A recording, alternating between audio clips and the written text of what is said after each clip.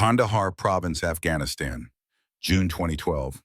The sun had not yet crested the jagged ridgeline of the Hindu Kush Mountains when 32 Marines of Bravo Company began their patrol into the valley below. Morning mist clung to the parched earth like reluctant ghosts obscuring the deadly game of chess about to unfold.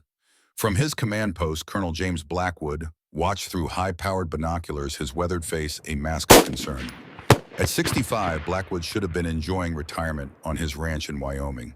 Instead, he stood in this godforsaken corner of Afghanistan as a senior Pentagon advisor watching young men march toward what his gut told him was certain death.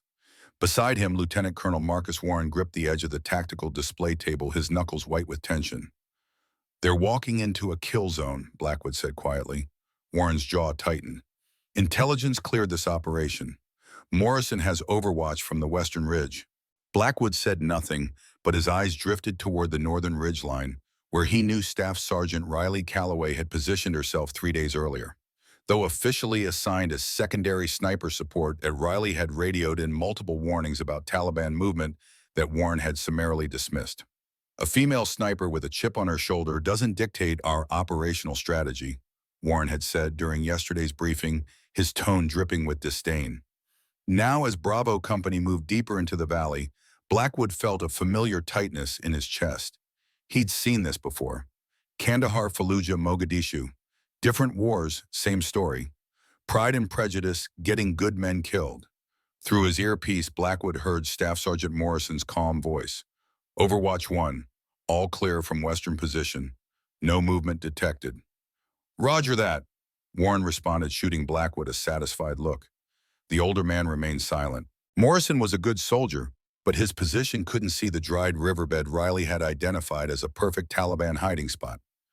"Sir," a young communications officer called from across the room, "Staff Sergeant Calloway is requesting permission to engage targets in Grid 41S, NU 123456. Warren snatched the radio. "Negative, Overwatch 2. Maintain position and observe only." "Sir, I have eyes on multiple enemy positions. At least 30 fighters with crew-served weapons. They're setting up a crossfire." Riley's voice was calm but urgent. "Maintain radio discipline, Sergeant. That's an order." Warren slammed down the handset and turned to Blackwood. "I won't have my operation derailed by—" The distant crack of a heavy rifle interrupted him, unmistakable to any combat veteran. The thunderous boom of a Barrett M82 A150 caliber sniper rifle echoed across the valley. Chaos erupted both in the command center and on the tactical radio channels. On the screens they watched as Taliban fighters began emerging from hiding spots throughout the valley floor.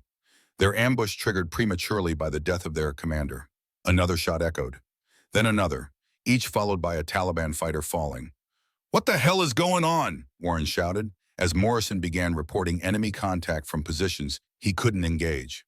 Blackwood watched the monitors, a hint of a smile touching his lips. He knew that firing pattern, knew it as intimately as his own heartbeat. 4 shots in rapid succession, followed by a calculated pause to reassess the battlefield. It was the ghost shot protocol he'd developed nearly 40 years ago. Warren grabbed the radio again.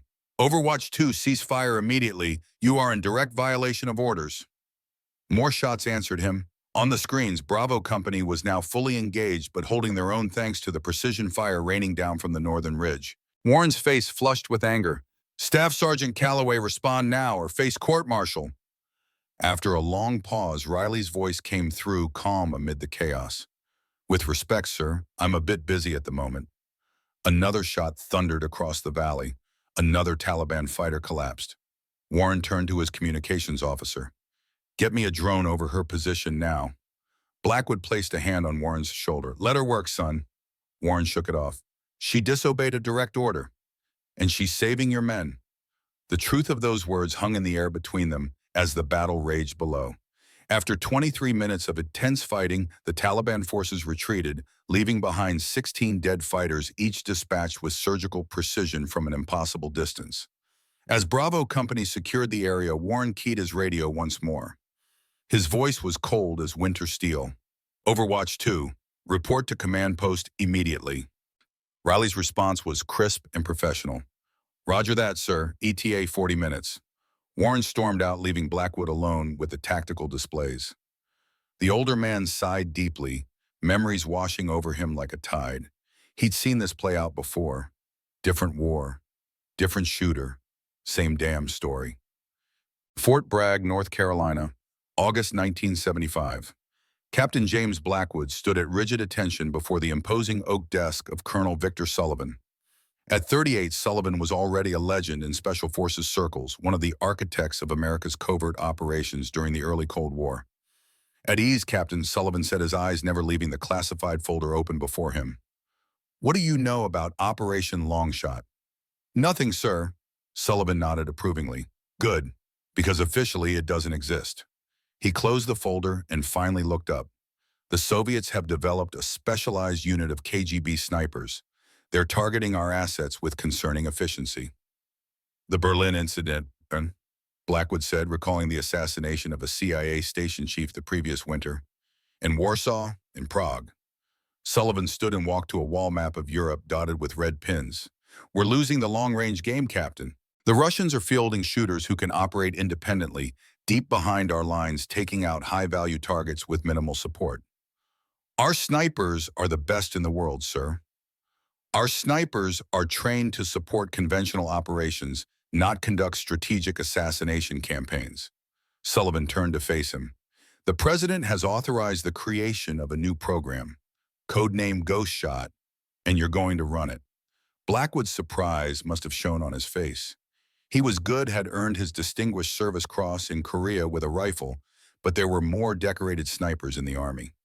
"You're wondering why you buy them," Sullivan said. "Your file says you grew up hunting in Montana.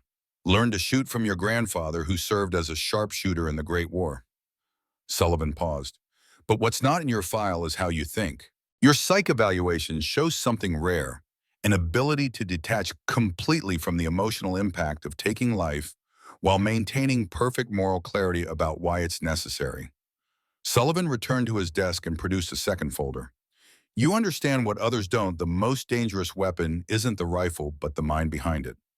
"What exactly will Ghost Shot entail, sir?" "You'll create a new breed of sniper. Individuals who can operate alone for extended periods, make independent decisions, and eliminate targets of opportunity without conventional support structures. There'll be ghosts present everywhere, visible nowhere." Blackwood nodded slowly. "Selection criteria. That's up to you, but I'd suggest looking beyond the usual suspects. The Russians are recruiting from demographics we've traditionally overlooked." "Meaning?" Sullivan slid a photograph across the desk. It showed a female KGB officer receiving a medal from Brezhnev himself. "Intelligence suggests she's their top long-range operative. 5 confirmed kills of NATO personnel, all from distances exceeding 1,000 meters." Blackwood studied the photo. "We don't train women as combat snipers." "The Soviets do." Sullivan sat back in his chair. "And they're winning." Later that night, in the Spartan quarters assigned to him at Fort Bragg, Blackwood pored over personnel files. Sullivan had given him unprecedented authority to recruit from any branch of the military. The parameters were simple yet daunting: find individuals with exceptional marksmanship, superior intelligence, and the psychological makeup to operate independently behind enemy lines for weeks at a time. The stack of potential male candidates was substantial. The female stack contained just 3 files. A knock at his door interrupted his review. Colonel Sullivan entered without waiting for a response, accompanied by a man Blackwood had never seen before. Tall, lean, with the quiet watchfulness of a predator, he moved with the economy of motion that marked experienced operators. "Captain Blackwood, meet Master Sergeant Harrison Hayes. He's just returned from a deployment I can't discuss." Hayes nodded but didn't offer his hand. His eyes, pale blue and unsettlingly direct, assessed Blackwood with clinical precision. "Hayes will be your senior instructor," Sullivan continued. "He's the best scout sniper in any branch of service, with more confirmed long-range eliminations than anyone in American military history." "How many?" Blackwood asked. "That's classified," Sullivan replied, "but he once engaged a target at over 1,500 meters using a modified Remington 700 in a crosswind. The record still stands." Hayes finally spoke, his voice surprisingly soft. "Colonel Sullivan says you're building something new." "Ghost Shot," Blackwood confirmed, "a specialized unit of snipers capable of independent strategic operations." "Including women?" The question hung in the air. Blackwood glanced at Sullivan, who remained impassive. I'm considering all options. Hayes's expression didn't change, but something shifted in his eyes. Good, because the best natural shooter I've ever seen is my 19-year-old daughter. She's been out shooting Marines since she was 14, but no one will let her serve in a combat role. Blackwood blinked in surprise. You support women in combat positions? I support putting the best shooters behind the best rifles regardless of what bathroom they use. Hayes's tone left no room for debate. If you're serious about creating something revolutionary, start by discarding the old limitations. As Hayes departed, Sullivan lingered. Well, Blackwood gathered the files, his mind already reconfiguring the parameters of what Ghost Shot could become. I'll need complete operational autonomy. No interference from traditional command structures. You'll have it. And when the old guard objects, Sullivan's smile was thin as a knife's edge. Let them. By the time they realize what we've built, it'll be too late to stop it. The program took shape over the following months. A remote training facility in the mountains of North Carolina, a carefully selected cadre of instructors, and 16 recruits, 12 men and 4 women chosen not just for their shooting skills, but for their ability to think independently and operate without conventional support. The training was brutal. Beyond marksmanship, they learned fieldcraft, psychological operations, and covert infiltration techniques. More than half washed out in the first 3 months. Of the 7 who remained, 2 were women, including Hayes's daughter, Catherine. On a cold December morning, Blackwood watched as the final candidates conducted their qualification exercise, a simulated elimination of a high-value target in a hostile urban environment. They had to infiltrate, identify, and engage the target without detection, then exfiltrate through contested territory. Hayes stood beside him, tracking his daughter's progress through binoculars. She's making her final approach. Catherine Hayes moved like water through the mock village, invisible to the opposing force. When the moment came, her shot was perfect. A clean elimination at 870 meters, followed by a ghost-like disappearance before the OPFOR could triangulate her position. She's the best of the group, Blackwood admitted. Hayes lowered his binoculars, his expression unreadable. She'll never get the recognition she deserves. That's the point of Ghost Shot. The best operators are the ones history never records. Hayes nodded slowly. Just make sure she comes home alive, Captain. The world may never know her name, but she's still my daughter. The first Ghost Shot deployments began in 1976, targeting Soviet operations across Europe and South America. Their successes never made headlines, but the sudden reduction in effective KGB operations told its own story. For 15 years, Blackwood's ghosts haunted the shadows of the Cold War, neutralizing threats before they materialized, saving countless lives through precisely applied lethality. Catherine Hayes, operating under various cover identities, became their most effective operator. 23 confirmed eliminations of high-value targets between 1907 and 1988, each one changing the course of conflicts history barely acknowledges. Until Nicaragua. Until everything went wrong. Sweet Pine Ranch, Montana. Summer 1994. The Montana summer sun beat down on 12-year-old Catherine Kate Hayes as she squinted through the rifle scope. Beside her, Harrison Hayes, now in his late 60s, but still ramrod straight, monitored her breathing. Inhale, hold, exhale halfway, hold again, squeeze. The 308 barked, and the target, a small metal plate 700 yards downrange, rang with a satisfying ping. Good, again. Kate repeated the process with mechanical precision. Ping. Again. Ping. Crosswind picking up. Adjust. She dialed 2 clicks on her scope. Ping. Harrison nodded approvingly. That's enough for today. As they walked back to the weathered farmhouse that had been in the Hayes family for 3 generations, Kate watched her grandfather from the corner of her eye. Something was different today. A heaviness in his shoulders that hadn't been there yesterday. Inside, he placed his prized hunting rifle, a custom Remington 700, with a hand-carved stock in the gun cabinet, with reverent care. Your mother could hit a running deer at 500 yards when she was your age, he said quietly, the first mention of her mother all day. Kate remained silent. Her mother was a forbidden topic, most days dead from what she'd been told was a car accident when Kate was just 3. Her father had never been in the picture, leaving Harrison as her only family. She was special, your mom. Harrison's voice had a distant quality, as if speaking from across a great divide. Had a gift that went beyond marksmanship. She could read terrain, wind light, everything that affects a bullet's path like others read children's books. He opened a drawer and removed a worn leather journal. I think it's time you knew the truth. Kate took the journal with cautious hands. Opening it revealed pages of meticulously recorded data. Distances, wind conditions, temperature, variations interspersed with personal observations written in a flowing feminine script. That was your mother's, Catherine Hayes. But in certain circles, she was known by other names. What circles? Harrison's pale blue eyes, so like her own, held hers steadily. Your mother wasn't killed in a car accident, Kate. She died serving her country in ways that will never be recorded in any history book. Over the next several hours, Harrison revealed a truth that shattered Kate's understanding of her family. Her grandfather hadn't been a simple Montana rancher who'd served in Korea. He'd been one of America's most lethal operatives in the Cold War, a sniper whose confirmed kills remained classified nearly 40 years later. And her mother hadn't been a nurse, as she'd always been told. Catherine Hayes had been a ghost shot operative, part of a classified program that deployed highly trained snipers for strategic eliminations around the globe. The program was revolutionary, Harrison explained, as they sat at the kitchen table, her mother's journal open between them. For the first time, women were deployed as combat snipers in deep cover operations. Your mother was their star.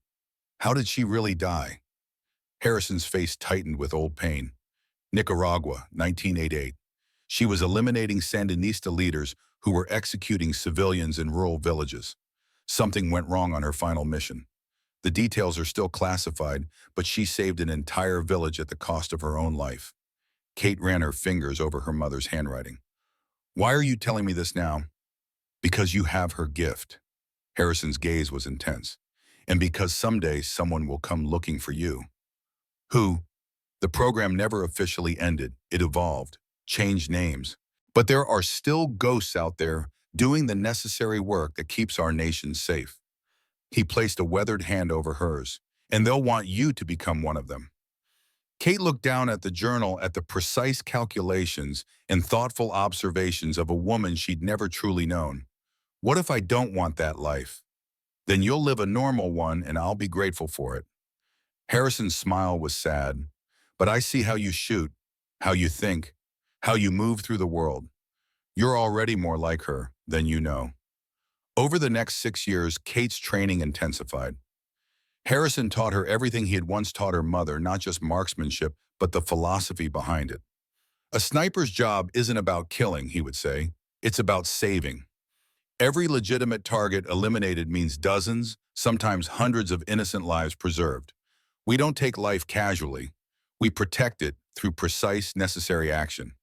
By 18, Kate could consistently hit targets at 1,200 yards in variable conditions.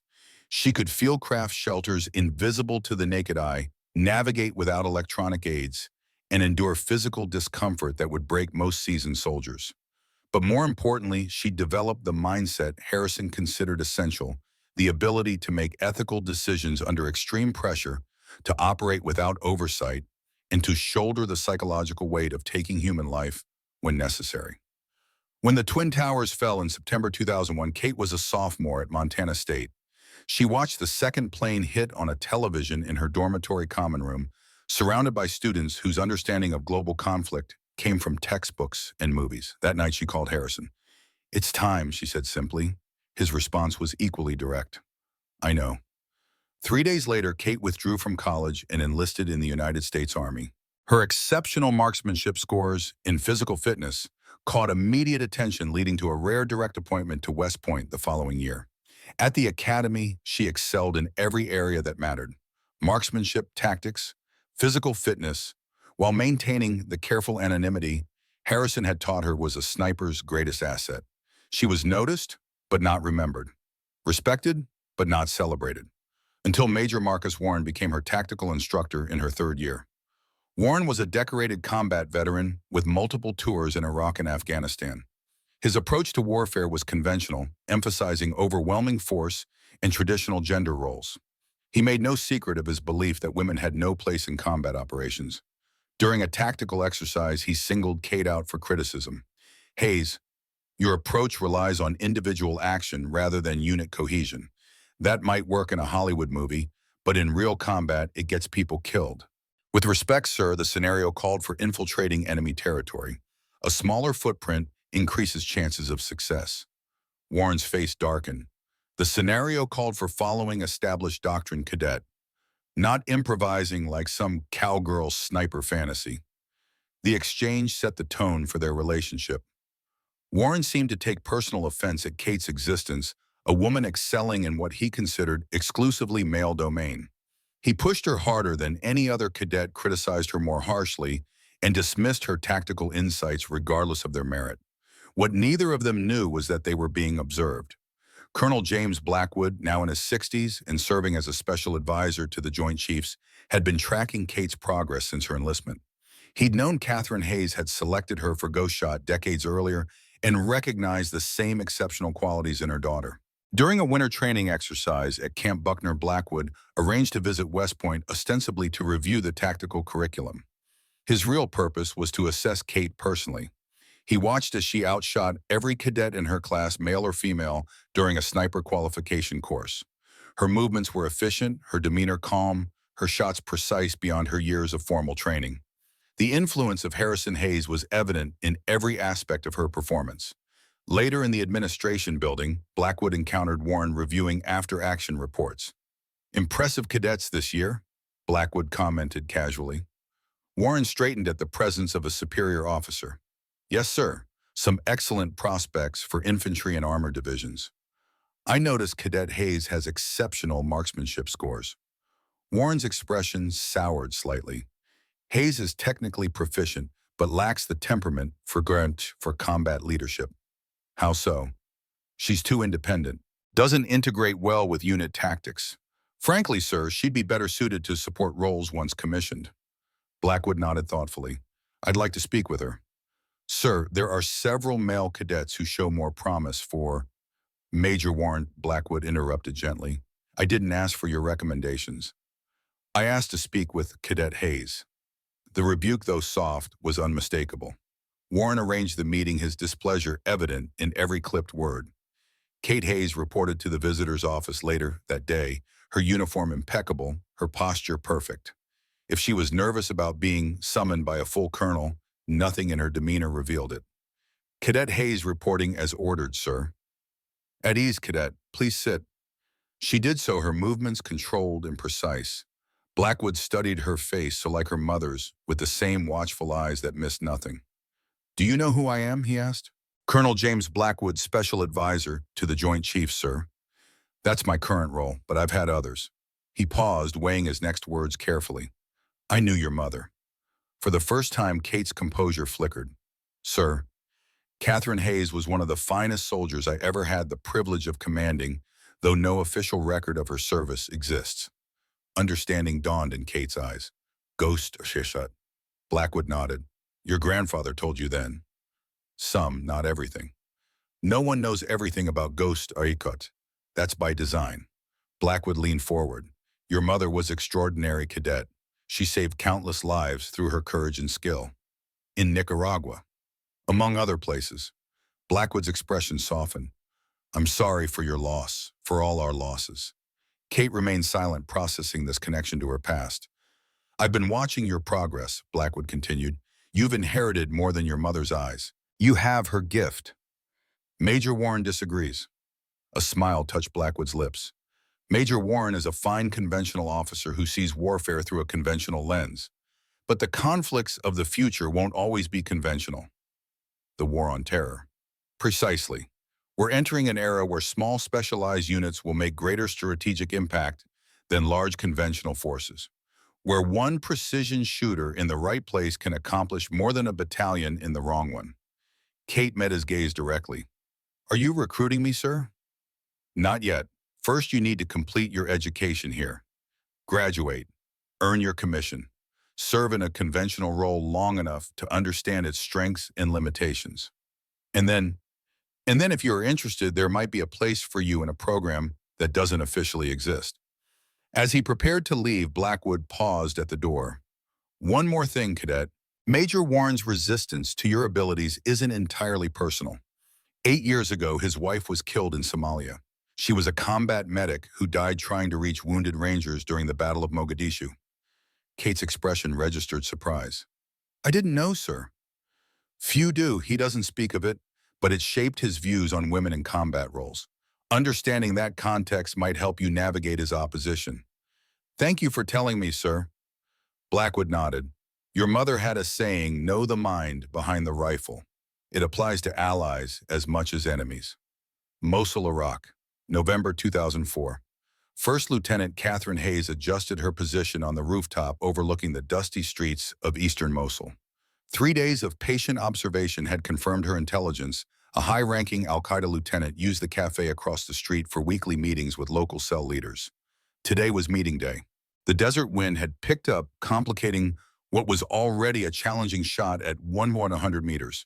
Her spotter, Sergeant Wilson, monitored conditions through his scope. Wind shifting, 3 to 5 miles per hour, 10 o'clock. Kate, now operating under the call sign Phantom, made minute adjustments to her scope. The M40A3 sniper rifle was lighter than the weapon she'd ultimately prefer, but its lower profile suited this urban environment. Her earpiece crackled. Phantom, this is Overseer. Status report. She recognized the voice immediately. Major Marcus Warren, now a battalion operations officer, had been assigned as her mission handler, a twist of fate neither of them had welcomed. Target location confirmed, awaiting appearance.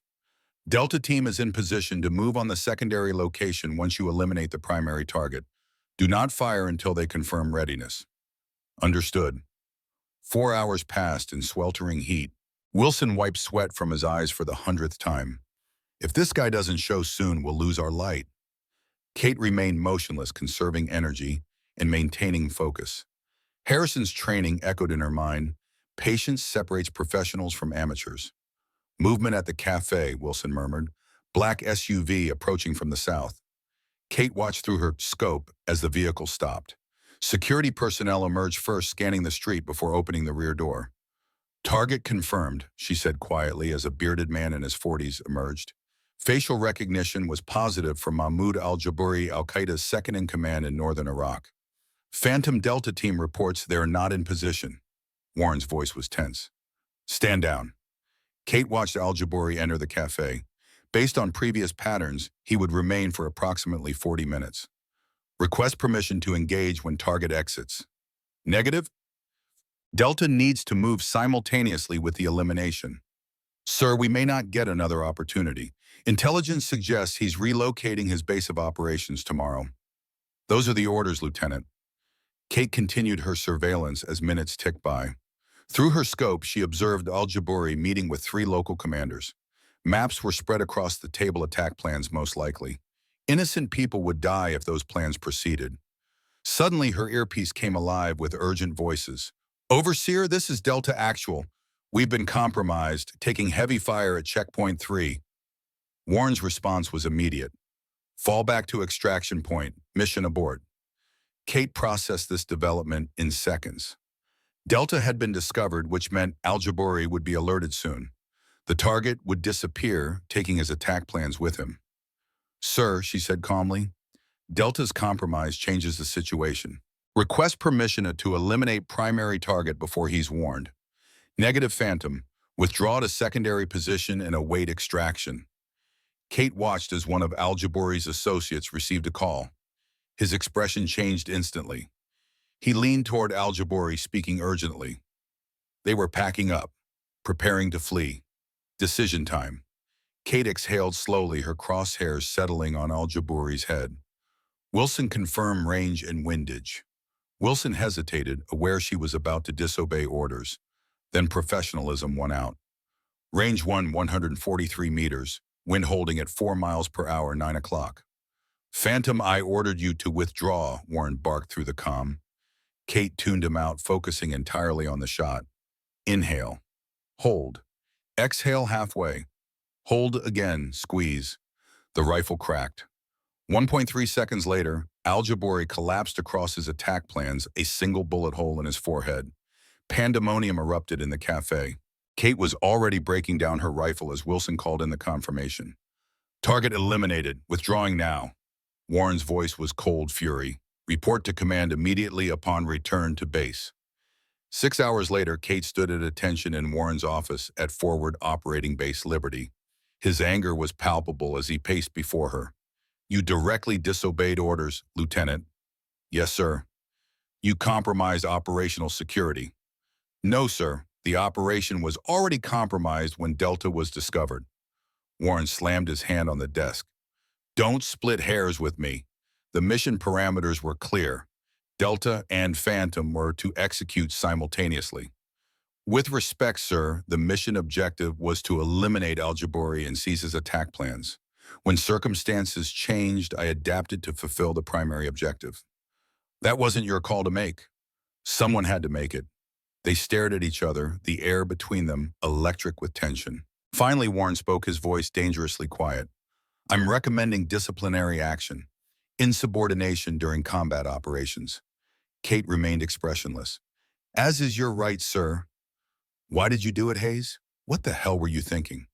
I was thinking about the civilians who would die if those attack plans were executed. She paused. And I was thinking about what my mother would have done. Warren's expression shifted at the unexpected reference. Your mother, Akitum, she made difficult choices when conventional approaches failed. Sometimes that meant standing alone. Before Warren could respond, the office door opened. Colonel James Blackwood entered, now wearing the insignia of a newly promoted brigadier general. General, Warren said, coming to attention, I wasn't aware you were visiting FOB Liberty. Special circumstances, Major. Blackwood nodded to Kate. Lieutenant, I'd like to speak with Major Warren alone, please. Kate saluted and exited the door, closing behind her. Through the thin walls of the prefabricated building, she could hear their voices, though not their words. The conversation lasted 20 minutes. When Warren called her back in, Blackwood was gone and Warren's demeanor had changed subtly. The disciplinary action has been reconsidered, he said stiffly. Given the successful elimination of a high-value target, your actions have been deemed appropriate under the fluid combat conditions. Kate maintained her professional demeanor. Thank you, sir. Don't thank me. This came from above. Warren studied her with new awareness. Who are you really, Hayes? What's your connection to General Blackwood? He knew my family, sir. This is more than family connections. You've been operating differently from day one, like you're following a different playbook than the rest of us. Kate remained silent. I've reviewed your mission records. 6 high-value targets eliminated in 8 months. Each shot at extreme range under challenging conditions. Each one technically successful, but procedurally unorthodox. He circled his desk, considering her with new eyes. The Delta operators are calling you the Ghost because you accomplish alone what they attempt with full teams. Command is taking notice. I'm just doing my job, sir. No, Warren said slowly. You're doing someone else's job, someone who doesn't officially exist. Later that night, Kate met Blackwood at a secure location within the base perimeter. The aging officer looked tired but satisfied. Warren's sharper than I gave him credit for, Blackwood said without preamble. He's piecing it together. Will that be a problem? Not anymore. I've had him read into certain aspects of the program. He'll continue as your official handler, but with a clearer understanding of your operational parameters. Kate absorbed this. He still doesn't approve. He doesn't have to approve. He just has to facilitate. Blackwood smiled slightly. Your mother faced similar resistance. She overcame it through results. So will you. Is that why you intervened, because of my mother? Partly. Blackwood's expression grew serious, but primarily because you're exactly what this new war needs. The conventional military is fighting yesterday's battles with yesterday's thinking. We need ghosts who can move between the shadows, striking precisely where conventional forces cannot reach. He handed her a sealed envelope. New orders. There's a Taliban commander in the Korangal Valley who's coordinating attacks against coalition forces. 3 conventional operations have failed to eliminate him. You want me to succeed where they failed. I want you to show them what a ghost can do. As Blackwood turned to leave, Kate called after him. Sir, what really happened to my mother in Nicaragua? The older man paused, his shoulders slumping slightly. That's a story for another time, Lieutenant. For now, focus on creating your own legacy. 8 years and dozens of missions later, Wade Hayes, now Staff Sergeant Riley Calloway, after a calculated identity transition designed to obscure her ghost shot connections, would find herself on an Afghan ridge watching 32 Marines walk into a Taliban trap that only she could see. And Marcus Warren, now Lieutenant Colonel Warren, would once again stand between her and the lives she was determined to save. Some wars never end. Some battles repeat across generations. And sometimes the only sound that can break the cycle is the thunder of a Barrett M82A1 defying orders to do what's necessary. Forward Operating Base Hammer, Kandahar Province, June 2012. Dawn broke over the mountains in shades of amber and blood. Staff Sergeant Riley Calloway sat cross-legged atop a shipping container at the far edge of the fob, methodically cleaning her Barrett M82A1.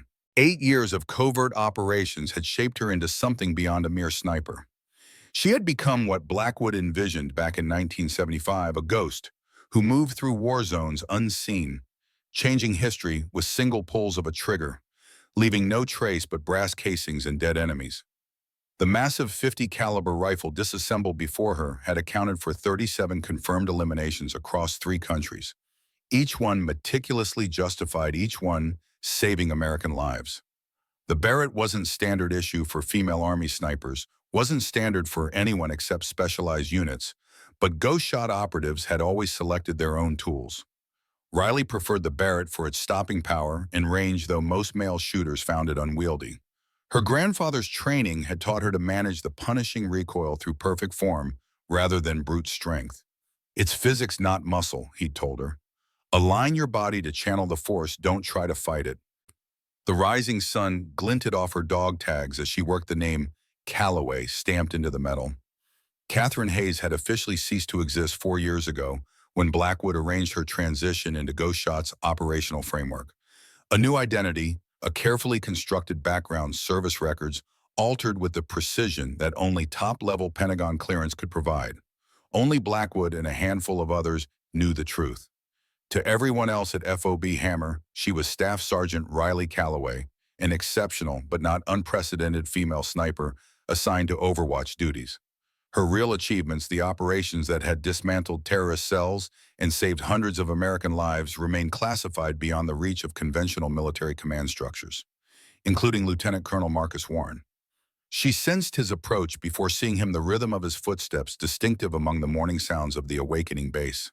Warren had been transferred to FOB Hammer 3 weeks earlier, bringing with him old prejudices wrapped in new authority as the base commander.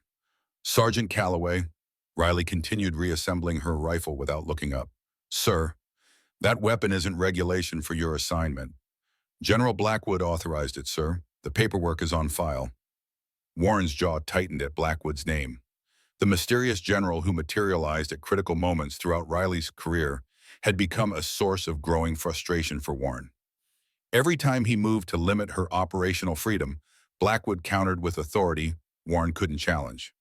We're preparing for a sweep through Rashani Valley tomorrow. Bravo Company will take point. Staff Sergeant Morrison will handle primary overwatch. Now Riley looked up, her pale blue eyes so like her grandfather's, studying Warren with uncomfortable intensity. Morrison's weapon maxes out at effective ranges under 800 meters. Parts of Rashani Valley require coverage beyond 1-200. Morrison has 5 years of combat experience and comes highly recommended. Experience means nothing if you can't reach the target. She stood the Barrett, assembled and gleaming in the morning light. At 5'9", she nearly matched Warren's height. Sir, I've spent 3 days observing Taliban movement patterns from the northern ridge. They're staging an ambush in the dry riverbed that bisects the valley. Warren's expression hardened. Your observational duties were confined to the western approach. I expanded my observation area when I noted unusual movement to the northeast. Without authorization. The mission parameters included identifying potential threats to Bravo Company. I identified one. They stared at each other, the familiar tension between them sharpened by years of similar confrontations across multiple war zones. In Iraq, Warren had eventually developed a grudging respect for her abilities, if not her methods. That respect seemed to have evaporated in Afghanistan. Submit your observations in writing. They'll be considered at today's mission briefing. He turned to leave, then paused. And Sergeant, remember that Ghost Shot doesn't exist anymore. You're a conventional soldier under conventional command now. The subtle emphasis on conventional carried a weight only Riley would understand. Warren was reminding her that whatever special status she once enjoyed had theoretical limits. As he walked away, Riley remained motionless, watching his back with the same calculating gaze she used to study distant targets. 8 years they'd circled each other. Warren representing the rigid military hierarchy that valued protocol over results, Riley embodying the shadowy world of special operations where results justified methods. Their war had lasted longer than America's war in Afghanistan. And it was far from over. The Barrett felt heavy in her hands as she considered Warren's words. Ghost Shot didn't officially exist anymore, hadn't existed under that name since the Cold War ended. But its operational principles lived on in programs with different code names, different oversight structures, but the same essential mission, deploying precision killers to eliminate threats conventional forces couldn't reach. She'd been transitioned from Ghost Shot to the Special Activities Division of the CIA, then back to military command under the classified Sierra program, all paper shuffling that changed nothing about what she actually did in the field. Riley secured the Barrett in its case and headed toward her quarters. She had a mission briefing to prepare for and a commander to convince. More importantly, she had 32 Marines whose lives might depend on her ability to overcome Warren's resistance. Just another day in a war that couldn't be won, only survived. The Tactical Operations Center hummed with pre-mission activity. Maps of Rashani Valley covered the central table surrounded by Bravo Company's officers and senior NCOs. Riley stood at the back, her written observations clutched in one hand. Lieutenant Colonel Warren spread his hands on the map indicating the planned route. Intelligence indicates increased Taliban activity in these sectors.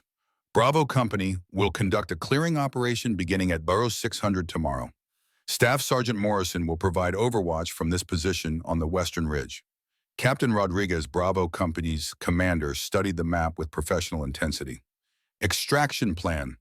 Helicopter pickup from the northern clearing once the area is secured. Estimated operation time 6 hours. Riley stepped forward. Sir, request permission to address tactical concerns. Warren's expression tightened, but with the company officers present, he could hardly refuse. Go ahead, Sergeant. Riley placed a written report on the table and indicated a dried riverbed cutting across the valley floor. I've observed significant enemy movement in this sector over the past 72 hours. At least 30 fighters with crew-served weapons establishing what appears to be an elaborate ambush position. The officers leaned in, suddenly alert. Captain Rodriguez frowned. Our intel doesn't show this. Satellite imagery is 12 hours old, sir, and the fighters are using the riverbed for concealment. They're visible only from the northern ridge at specific times of day when shadows shift. Warren studied the report, his expression unreadable.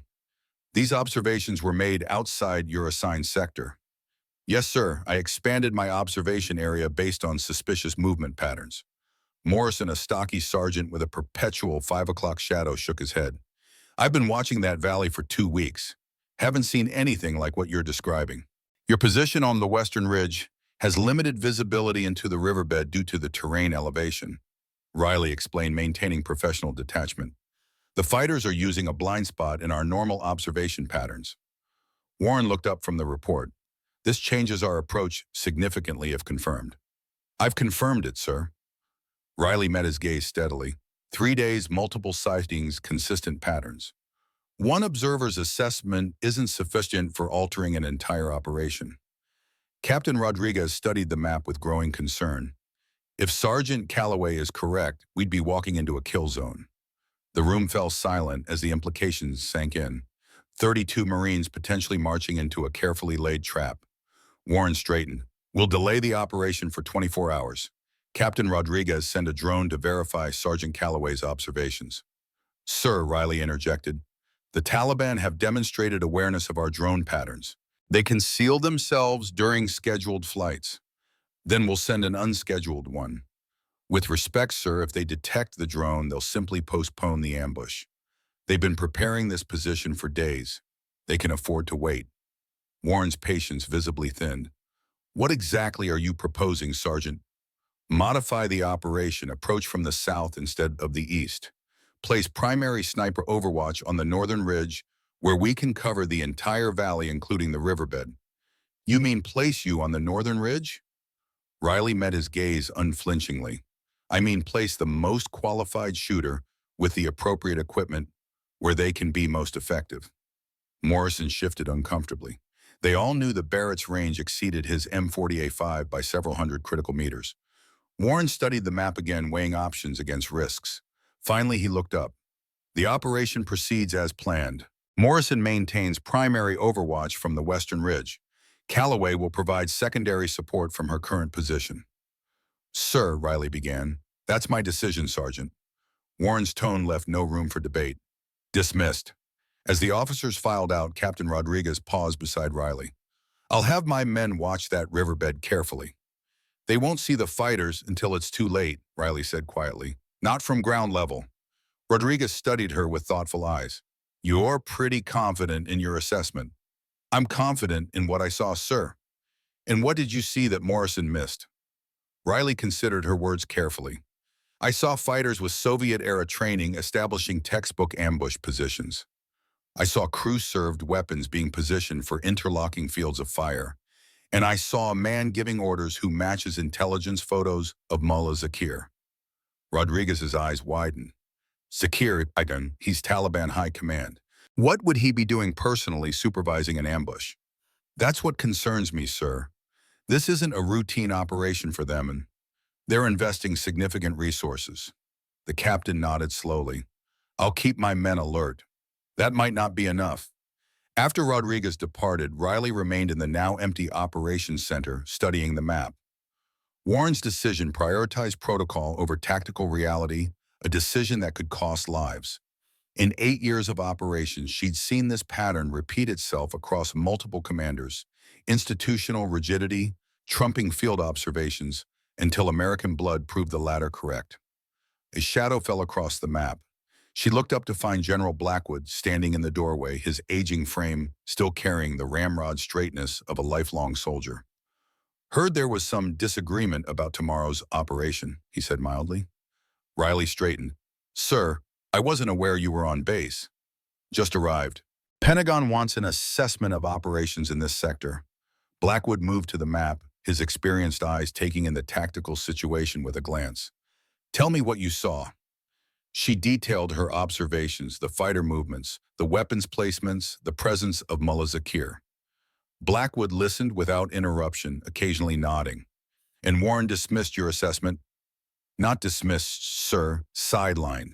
He's proceeding with the operation but keeping me in a secondary support position. Blackwood's weathered face revealed nothing but his eyes held the calculation of a man who had navigated military politics longer than Riley had been alive. You're certain about Zakir, as certain as field identification allows.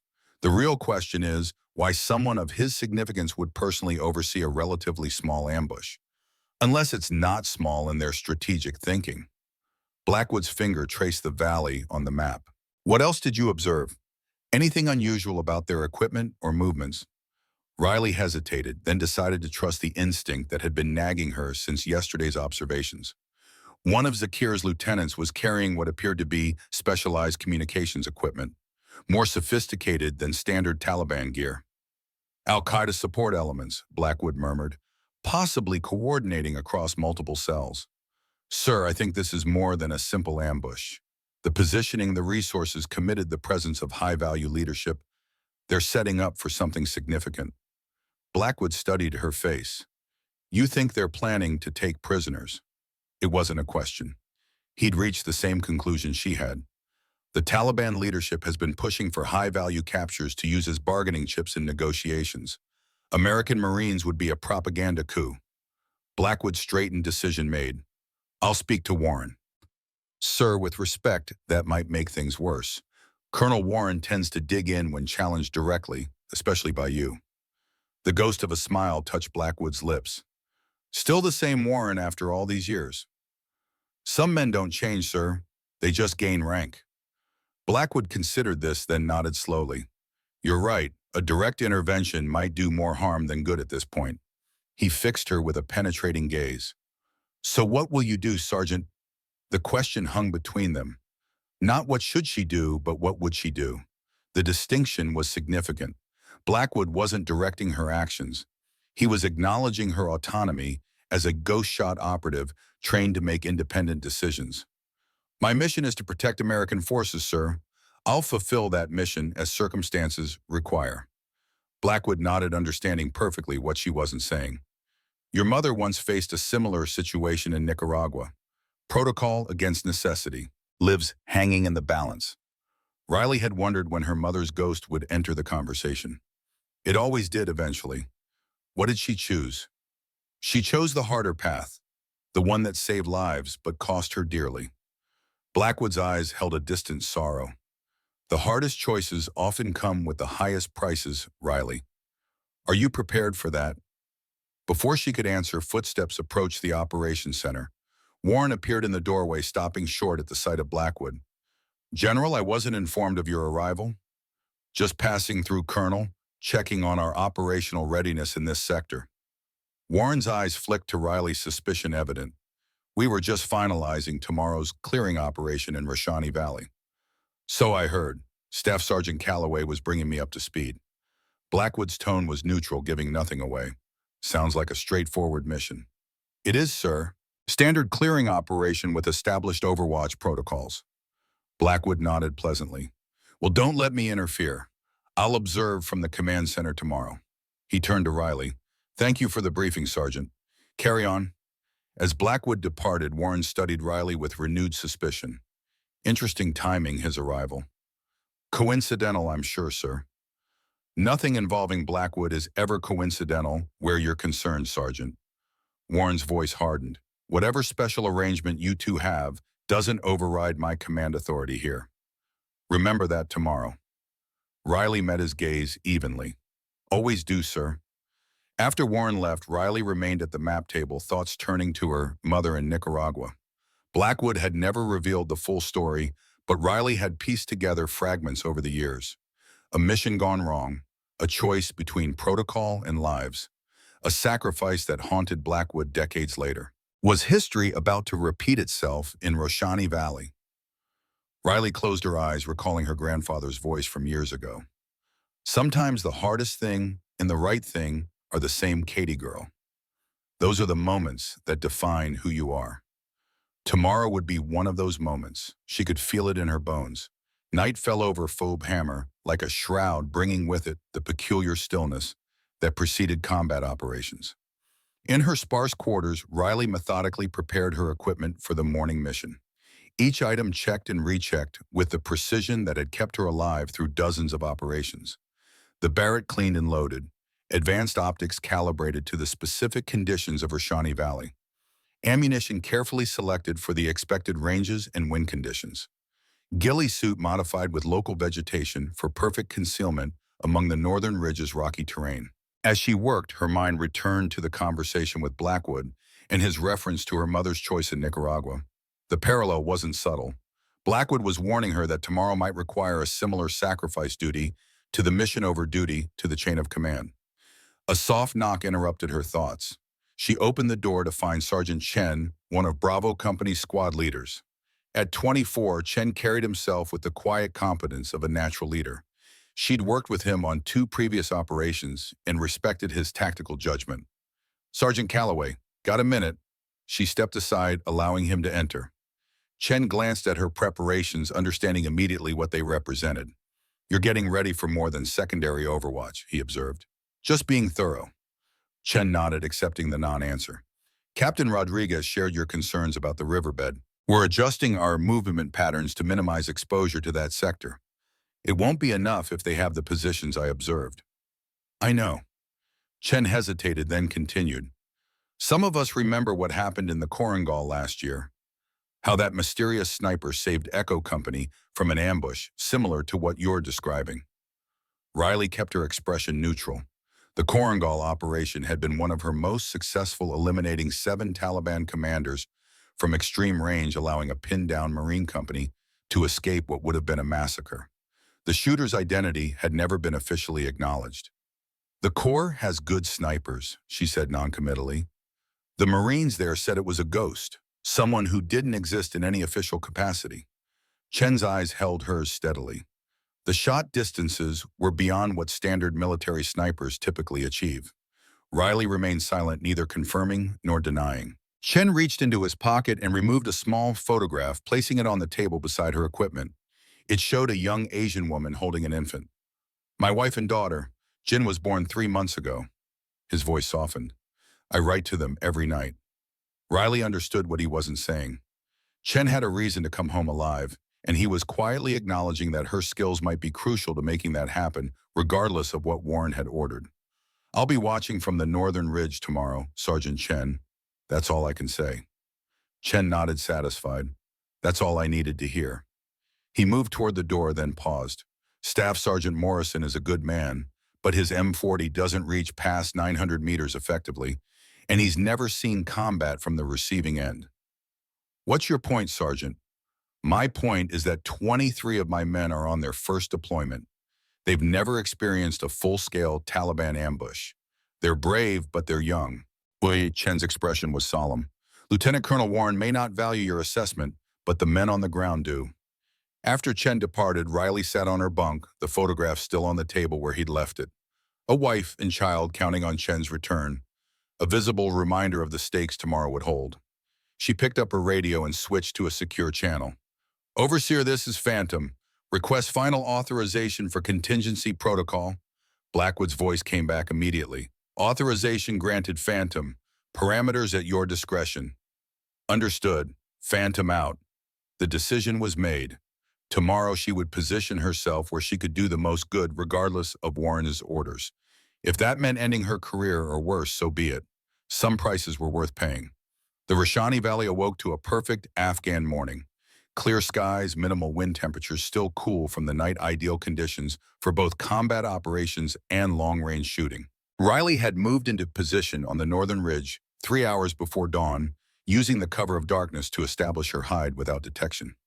The spot she'd selected offered a commanding view of the entire valley, including the crucial riverbed where Taliban fighters had established their ambush positions. Through her spotting scope, she conducted a final survey of the terrain. The fighters remained in place, their positions virtually invisible from ground level, but clearly discernible from her elevated angle. She counted 32 combatants in ominous symmetry, with the 32 Marines preparing to enter the valley. Her Barrett lay beside her, loaded and ready, range cards prepared for key terrain features. Wind indicators, small pieces of cloth attached to nearby rocks, provided real-time data on the subtle air currents that could affect a shot at extreme distances. In her earpiece, she monitored the mission communications. Bravo Company was moving into their starting positions. Morrison was established at his western overwatch post, reporting all clear from his limited vantage point. "Bravo Actual to all units. Operation commences in 5 minutes. Final equipment check." Captain Rodriguez's voice sounded tense but controlled. He'd taken Riley's warning seriously enough to adjust his approach, but without Warren's approval, he couldn't cancel the operation entirely. "Overwatch 1 is set," Morrison reported. "I have clear visibility of the eastern approach. No hostiles observed." Riley keyed her radio. "Overwatch 2 in position. I have visibility of the northern sector." She deliberately avoided mentioning the riverbed or the fighters concealed there. Warren had made it clear she was to observe only, not influence the operation with unverified intelligence. "Roger, Overwatch 2, maintain radio discipline unless absolutely necessary." The unspoken message was clear: stay out of this. Warren's voice joined the channel. "All units be advised that General Blackwood will be observing this operation from command. Let's show him how professionals work." Riley allowed herself a grim smile. Blackwood's presence was no coincidence. He'd positioned himself to intervene if necessary, though they both knew such intervention would come too late if the Taliban spring their trap. Through her scope, Riley watched Bravo Company begin their advance into the valley. 3 squads moving in textbook formation, maintaining proper intervals, each Marine scanning assigned sectors as they moved. They were well-trained, disciplined, and completely unaware of the killing ground they were entering. In the riverbed, she observed slight movements as Taliban fighters adjusted their positions. Mullah Zakir, identifiable by his distinctive black turban, used hand signals to direct his men. The discipline on display was concerning. These weren't the typical local fighters, but hardened veterans demonstrating sophisticated tactical awareness. "Overwatch 1 to Bravo Actual. First phase clear. No enemy sighted." "Roger, Overwatch 1. Continuing advance to phase line Alpha." Riley tracked Bravo Company's progress with mounting tension. They were now 700 meters from the nearest Taliban position, still beyond effective small arms range, but closing rapidly. If they maintained their current course, they would pass directly through the center of the prepared kill zone. Her finger rested lightly beside the Barrett's trigger guard. Not on the trigger, not yet, but close enough for instant engagement if necessary. Bravo 1 to Bravo Actual. Movement spotted at our 10 o'clock, approximately 300 meters. A Taliban scout had broken cover, momentarily spotted by Bravo's point element. Maintain course but increase alert status, Rodriguez ordered. Overwatch 1, can you confirm?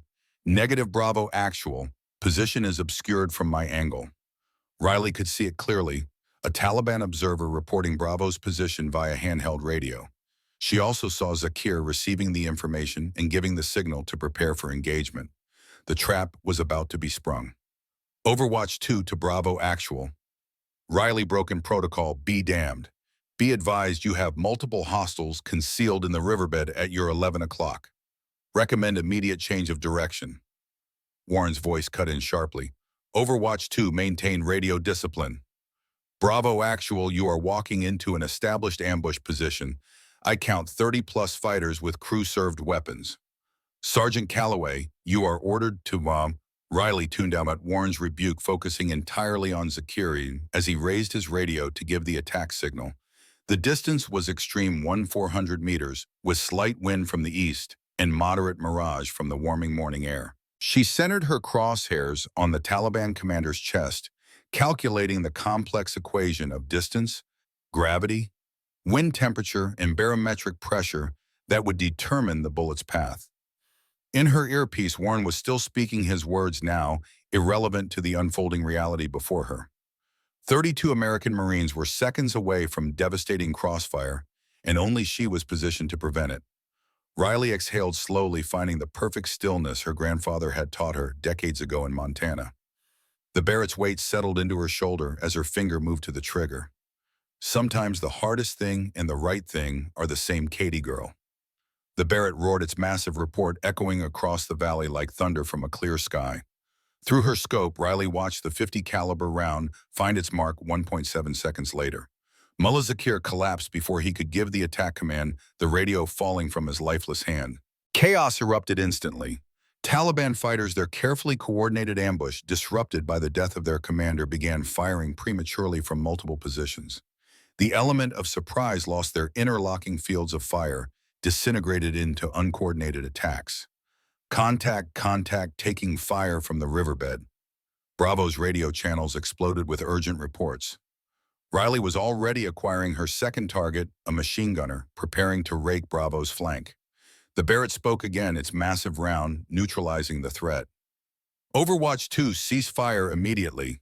Warren's voice was almost lost amid the battle chatter. Riley ignored him, methodically eliminating the most dangerous Taliban positions one by one. The Barrett's substantial recoil would have brutalized a less prepared shooter, but she managed it with the technical perfection Harrison had instilled in her, allowing her to maintain an extraordinary rate of accurate fire. Through her scope, she watched Bravo Company react with professional precision, finding cover and returning fire. But they remained dangerously exposed to multiple threat sectors that Morrison couldn't engage from his western position. Overwatch 1 is engaging targets to the west. Morrison reported, the stress evident in his voice as he fired at the enemies he could see.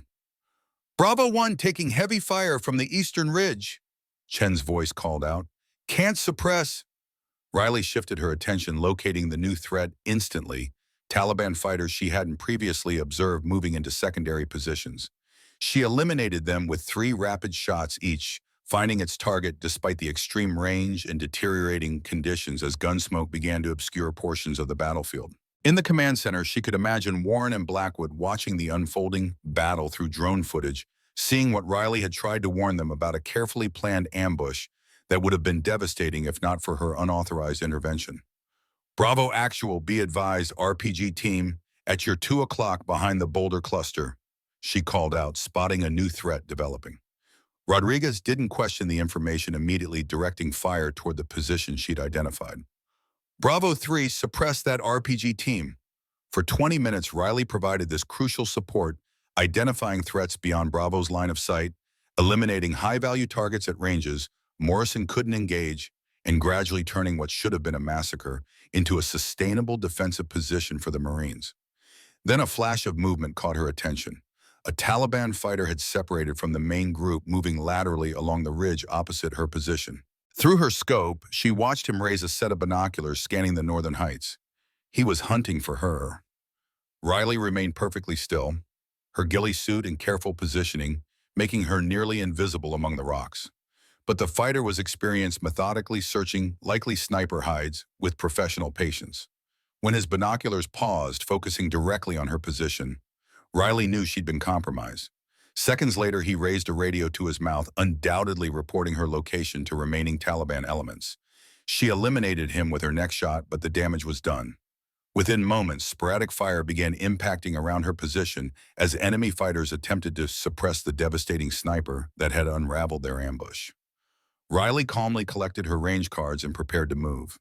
This was standard procedure: shoot, move, shoot again, but the exposed terrain of the ridge offered limited relocation options. A bullet struck the rocks 6 inches from her head, showering her with stone fragments. Another zinged overhead with the distinctive crack of a near miss. The Taliban had at least one capable marksman among them, gradually walking fire closer to her position. Riley crawled backward, maintaining her low profile, until she reached a depression that offered momentary cover. From there, she sprinted in a crouch to a new position 30 meters east, settling quickly behind a different rock formation. No sooner had she reestablished her firing position than a salvo of RPG fire struck her previous hide, obliterating it in a shower of rock and debris. Had she delayed her move by even seconds, she would have been killed instantly. The Taliban knew they couldn't win against Bravo Company unless they neutralized the long-range support that had disrupted their ambush. They were now dedicating significant resources to hunting her rather than engaging the Marines. Exactly as she wanted. Every fighter focused on her was one less threatening Bravo. Every round fired at her position was one not aimed at Chen and his men. Through her earpiece, she could hear the battle evolving. Bravo was now fully established in defensive positions, returning effective fire. A medevac had been called for 2 wounded Marines, neither with life-threatening injuries. Morrison continued engaging targets from the west, though his effectiveness was limited by range and angle. "Phantom, this is Overseer." Blackwood's voice came through on their secure channel, using her operational call sign rather than her military rank, a significant distinction. "Be advised, Taliban forces are converging on your position. Drone footage shows at least 7 fighters moving up the northern slope." "Acknowledge," Riley responded, already planning her next move. "Engaging." She identified the approaching fighters through her scope, a dedicated kill team moving with coordinated precision unusual for Taliban forces. Their equipment and tactics suggested specialized training beyond standard insurgent capabilities. "These aren't typical Taliban," she reported. "Possible foreign fighters, Chechens or former Spetsnaz, based on movement patterns." "Confirmed," Blackwood replied.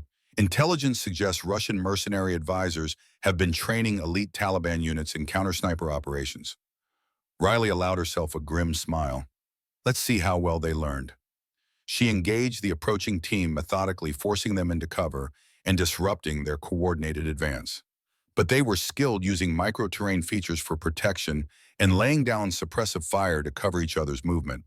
A bullet grazed her left arm, leaving a burning furrow across her bicep. Another shot struck her rucksack, thankfully hitting nothing vital. They were gradually pinpointing her location through elimination, using her muzzle flash to narrow down possible positions. Riley knew she needed to move again, but the team had effectively cut off her preferred escape routes.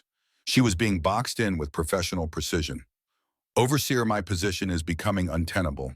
Request air support to suppress enemy advance on the northern slope." "Negative, Phantom. All air assets are committed to the southern engagement area. You're on your own for at least 20 minutes. 20 minutes she might not have." Riley made a rapid decision, abandoning her current position and moving not away from the approaching fighters, but laterally across their front. It was a dangerous maneuver, exposing her briefly to potential fire, but it was unexpected enough to succeed. She reached a new position behind a large boulder as bullets impacted where she'd been seconds before. From this angle, she had a clear view of both the advancing kill team and the main battlefield, where Bravo Company continued to hold their position. The tide had turned decidedly in the Marines' favor, with Taliban forces beginning to withdraw from the ineffective ambush. But the kill team remained focused on her now, splitting into smaller elements to approach from multiple angles. Riley eliminated one fighter who exposed himself momentarily, but the others adapted quickly, becoming even more cautious in their advance.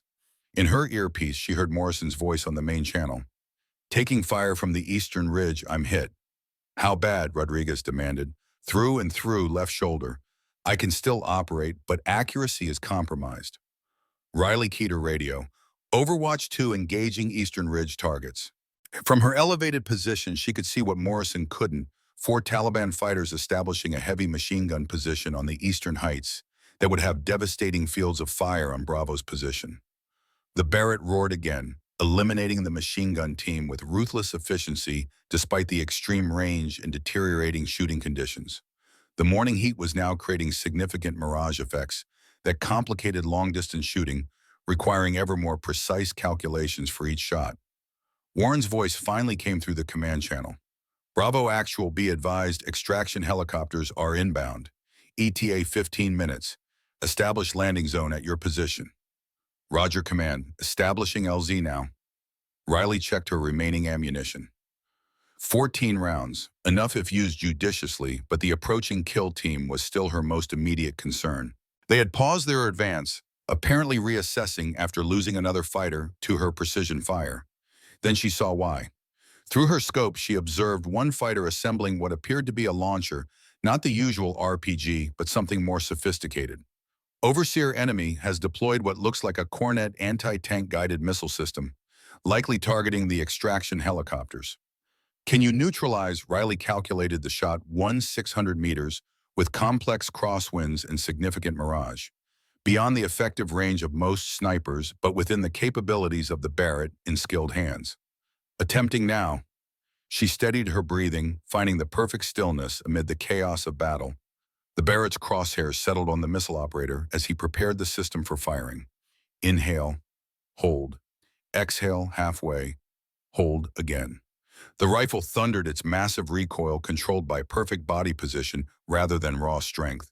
Through her scope, Riley watched the heavy 50 caliber round arc across 1,600 meters of Afghan sky before striking the missile operator with devastating force. But the threat wasn't eliminated.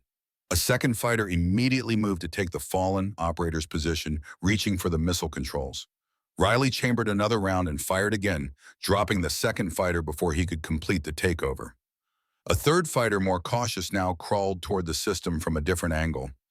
"The extraction helicopters can't land until that missile system is completely neutralized," Blackwood urged through the secure channel.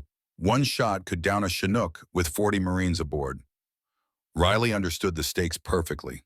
The Barrett barked again, eliminating the third fighter, but by now the Taliban kill team had identified her new position from her muzzle flash. Rounds began impacting around her with increasing accuracy. She needed a better angle on the missile system, which meant abandoning her current cover and moving to a more exposed position. It was a potentially fatal choice, but the alternative, allowing the Taliban to potentially shoot down an extraction helicopter full of wounded Marines, was unacceptable. Decision made, Riley broke cover and sprinted to a new position, 50 meters west, bullets kicking up dust at her heels. She slid into position behind minimal cover, little more than a small rock outcropping that concealed her profile but offered virtually no protection from incoming fire. From this angle, she had a clear view of the missile system, now unattended but still intact and potentially operational if the Taliban could get another operator in position. The Barrett roared one final time, the heavy rounds striking not the surrounding fighters, but the missile system itself, rendering it permanently inoperable in a shower of components and electronic debris. Mission accomplished, but at significant cost. Her new position offered inadequate cover, and the kill team had her range dialed in with uncomfortable precision. Rounds impacted inches from her body as she flattened herself against the unforgiving Afghan rock. Phantom extraction helicopters are 2 minutes out. Bravo is reporting Taliban forces in full retreat from the valley floor. Riley allowed herself a moment of satisfaction. The mission protecting Bravo Company had been accomplished despite Warren's resistance and the Taliban's elaborate ambush. 30 Marines would return home alive because she'd trusted her training and instincts over rigid adherence to flawed orders. A bullet struck the rock beside her head, fragments slicing across her cheek. Another round found the edge of her armor plate, the impact knocking the breath from her lungs without penetrating. Time to move again. As she gathered herself to shift position, Riley heard the distinctive sound of helicopter rotors approaching from the south. Bravo's extraction was arriving, mission success now all but assured. Bravo actual to all units. Extraction birds inbound. Prepare for Rodriguez's transmission cut off as a massive explosion erupted from the valley floor. Through her scope, Riley witnessed the unthinkable. An RPG team they'd all missed had struck the first helicopter as it approached, sending it into an uncontrolled descent toward the landing zone where Bravo waited. Without hesitation, Riley identified the RPG team and eliminated them with her last 3 rounds, preventing a follow-up shot at the second helicopter. But the damage was done. The stricken Chinook auto-rotated toward an emergency landing, smoke pouring from its damaged engine. Mayday, Mayday, Dust Devil 2, going down, emergency landing in the LZ. Riley watched in horror as the helicopter descended rapidly toward Bravo's position. At the last moment, the pilot managed to level the aircraft enough to prevent a catastrophic crash, instead executing a hard landing that collapsed the undercarriage but kept the fuselage intact. Bravo actual to command, Dust Devil 2 is down but intact, crew appears to be alive. Request immediate additional extraction and security elements. Warren's voice came back tense but controlled. Roger, Bravo actual. Second extraction package is diverting to your position. Establish defensive perimeter around the downed aircraft. This changed everything. What had been a successful extraction was now a desperate defense of a crashed helicopter and its vulnerable crew, surrounded by Taliban fighters who would certainly regroup for such a high-value target. Riley keyed her secure channel. Overseer, Bravo needs additional sniper support. Morrison is wounded and I'm nearly out of ammunition. Understood, Phantom. A Spectre gunship is being diverted to your location but is 25 minutes out. Can you hold that long? Riley scanned her position. The kill team was still advancing now with renewed determination. Her Barrett was empty, leaving only her M9 sidearm for defense, useless at the ranges involved. The Taliban fighters hunting her were now her least concern. Protecting the downed helicopter and its occupants took priority. I need to get to Bravo's position. They'll need every rifle for the defense. That's at least a kilometer of exposed ground, Phantom. I'm aware, Badu. Blackwood's tone shifted, understanding the gravity of her decision. We have your position on drone feed. We'll provide what support we can from here. Godspeed, Riley. She took a deep breath, then sprinted from her cover, moving not down toward Bravo, but laterally along the ridgeline to throw off the kill team's tracking. Bullets followed her, kicking up dust at her heels, but the difficult angle and her rapid movement kept her from being hit. At the edge of the ridge, she paused briefly behind a rock formation, assessing the route down. A steep scree slope offered the fastest descent, but would leave her terribly exposed. The alternative, a longer route through the broken terrain to the east, would provide better cover, but take precious time Bravo might not have. Decision made, Riley chose speed over safety, launching herself onto the scree slope and beginning a controlled slide down the loose rock. The movement kicked up a cloud of dust that temporarily obscured her from the kill team's view, buying precious seconds of confusion. Halfway down, a bullet struck the rocks beside her, then another as the Taliban fighters reacquired her.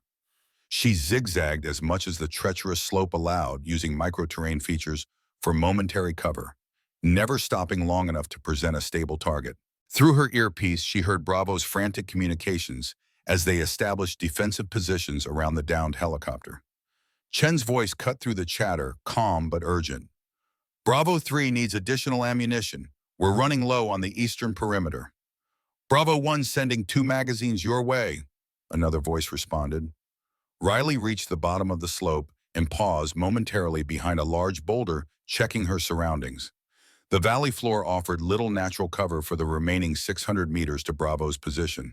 She'd be running exposed through territory that might still contain Taliban fighters. No choice. Every rifle would count in the coming defense. She broke cover and sprinted across the open ground, moving in an irregular pattern to complicate enemy targeting. Her lungs burned with exertion, body protesting the punishment after hours of stationary shooting, followed by this desperate dash. 500 meters to go. 400. Taliban fighters on the eastern ridge spotted her and opened fire rounds, impacting around her with increasing accuracy. 300 meters. A bullet tugged at her sleeve, missing flesh by millimeters. Another struck her thigh, the impact spinning her momentarily before she regained her balance and continued running, ignoring the burning pain. 200 meters.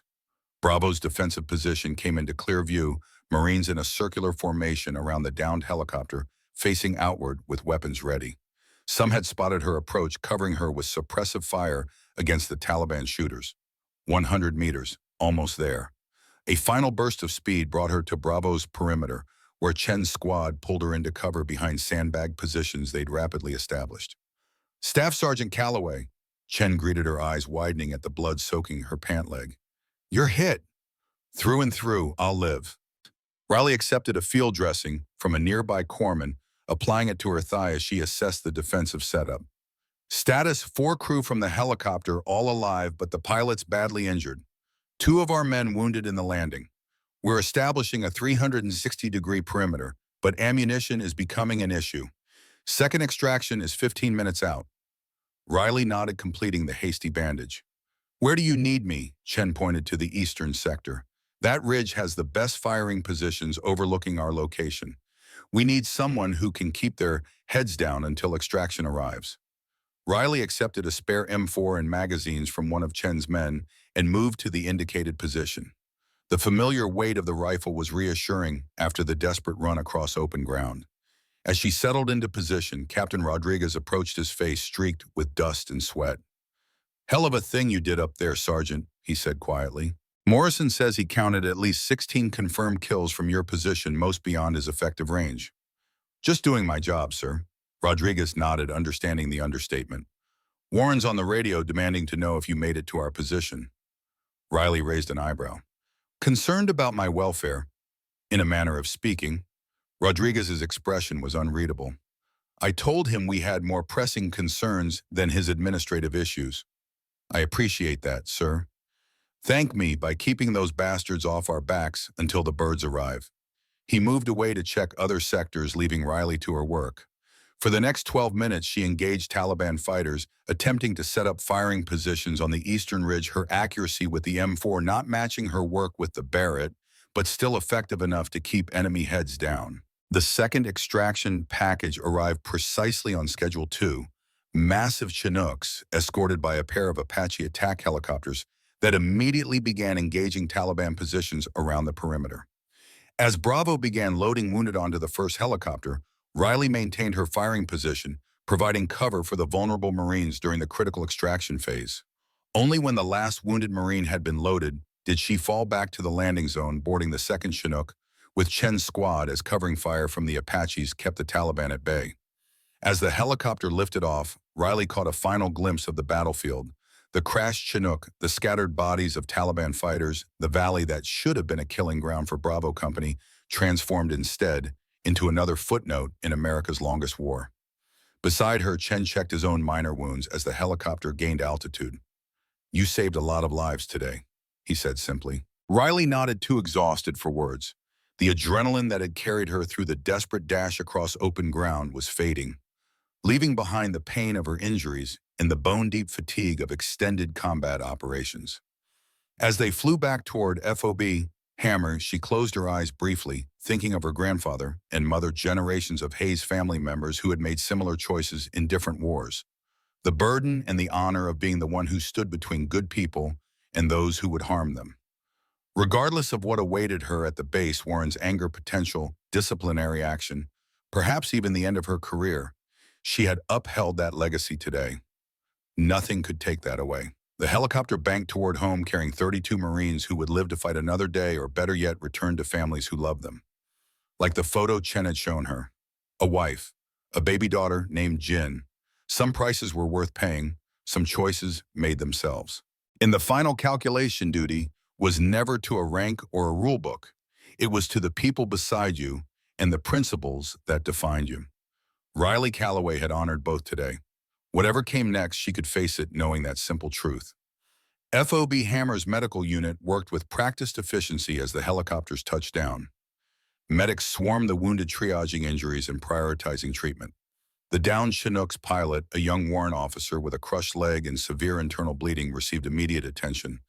The rest, including Riley, waited their turn as medical personnel assessed their injuries. Riley sat on a folding chair outside the medical tent, blood seeping through the hasty field dressing on her thigh. The adrenaline had worn off, leaving behind a throbbing pain that demanded attention but didn't yet warrant painkillers needed by those with more serious wounds. Chen sat beside her, his arm freshly bandaged where shrapnel had caught him during the final extraction. "They're calling it the Miracle Rashani," Chen said, nodding toward a group of Marines from Bravo Company. 32 walked in, 32 walked out, some banged up, but all breathing. Riley nodded silently. The statistics didn't tell the whole story. 2 helicopter crew members remained critical, and the fact that any survived was no miracle but the result of training courage and decisions that had nearly cost her everything. A shadow fell across them. Riley looked up to find Captain Rodriguez standing there, his face etched with exhaustion, but his eyes alert and evaluating. "Command wants you both debriefed as soon as medical clears you," he said, "particularly you, Staff Sergeant.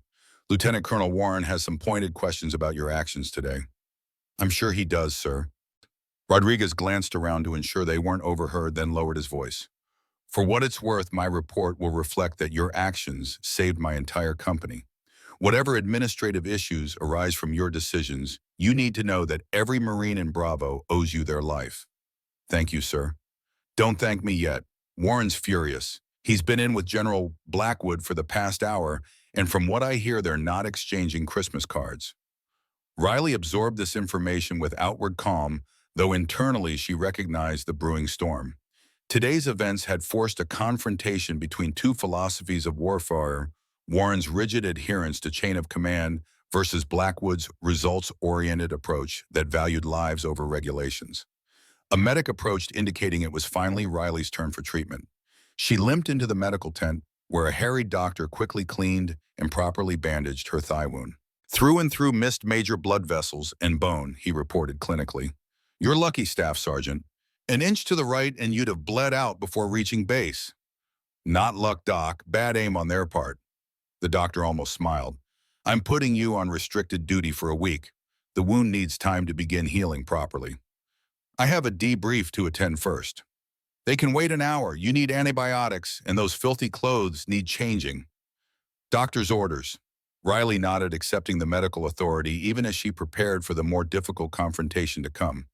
An hour later, showered and in clean fatigues, leg properly bandaged, and antibiotics coursing through her system, she made her way to the command center. The atmosphere inside was charged with tension. Warren stood at the tactical display, still showing drone footage of the Roshani Valley operation. Blackwood sat to one side, his expression unreadable. Captain Rodriguez was midway through his formal debrief when Riley entered. "Staff Sergeant Calloway," Warren acknowledged coldly. "How gracious of you to join us."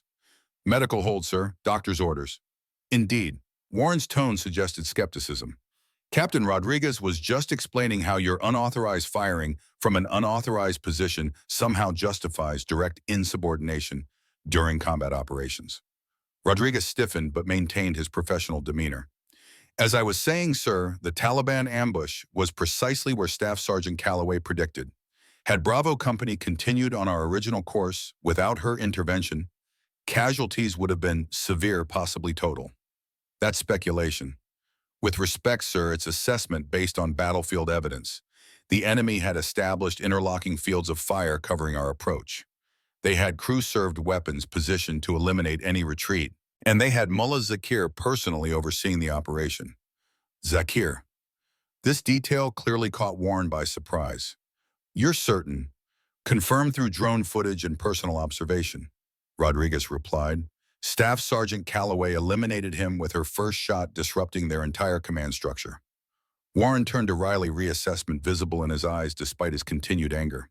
"You identified and eliminated Zakir at what range?" "Approximately 400 meters, sir. Slight easterly wind, moderate mirage conditions." A flicker of grudging professional respect crossed Warren's face before hardening again into disciplinary resolve. "Regardless of the outcome, you directly disobeyed orders, Sergeant. You were assigned secondary overwatch with explicit instructions not to engage without authorization. I observed immediate threat to American forces and acted to neutralize that threat, sir." "After being explicitly ordered not to." "Yes, sir." The simple admission hung in the air. Riley made no attempt to justify or excuse her actions. The facts spoke for themselves. She had disobeyed a direct order and saved 32 Marines in the process. Warren studied her, his internal conflict visible. Do you understand the consequences of insubordination during combat operations, Sergeant? I do, sir. Court-martial, potential dishonorable discharge, the end of your military career. If that's the price for bringing those men home alive, sir, I accept it. The room fell silent. Even Warren seemed taken aback by her calm acceptance of consequences. Before he could respond, Blackwood spoke for the first time. Colonel Warren, a moment of your time in private, please.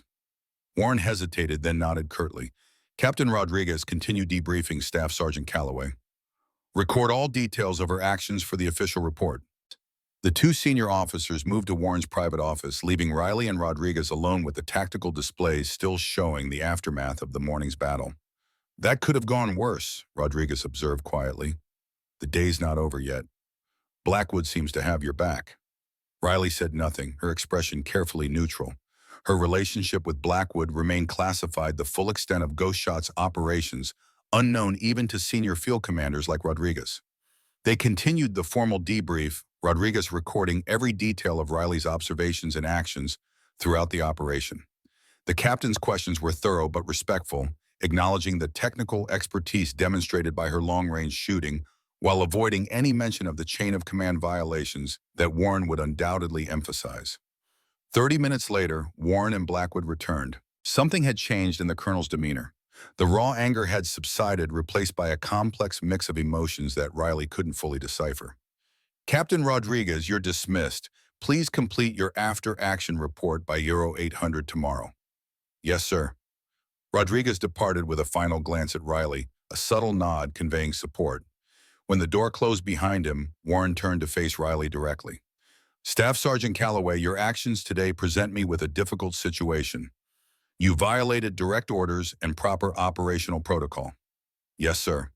However, Warren continued with evident reluctance, the outcome of those actions cannot be dismissed. 32 Marines returned alive. Mullah Zakir, one of our highest value targets, has been eliminated, and the intelligence gathered from the battlefield provides significant insight into Taliban tactics and capabilities. Riley remained silent, waiting for the judgment to fall. General Blackwood has persuaded me to consider these factors in determining appropriate response to your insubordination.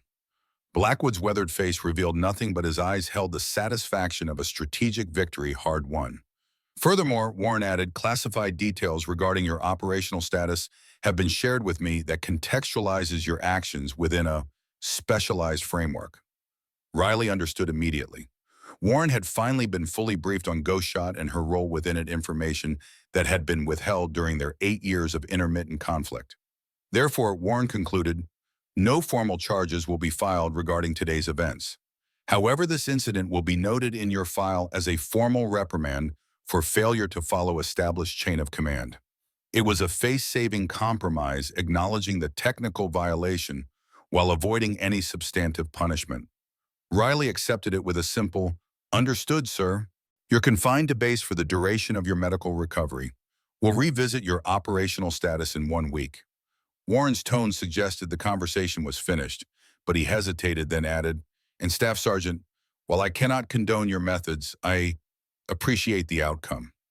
It was as close to gratitude as Warren would ever express a monumental concession from a man who had spent 8 years opposing her at every turn.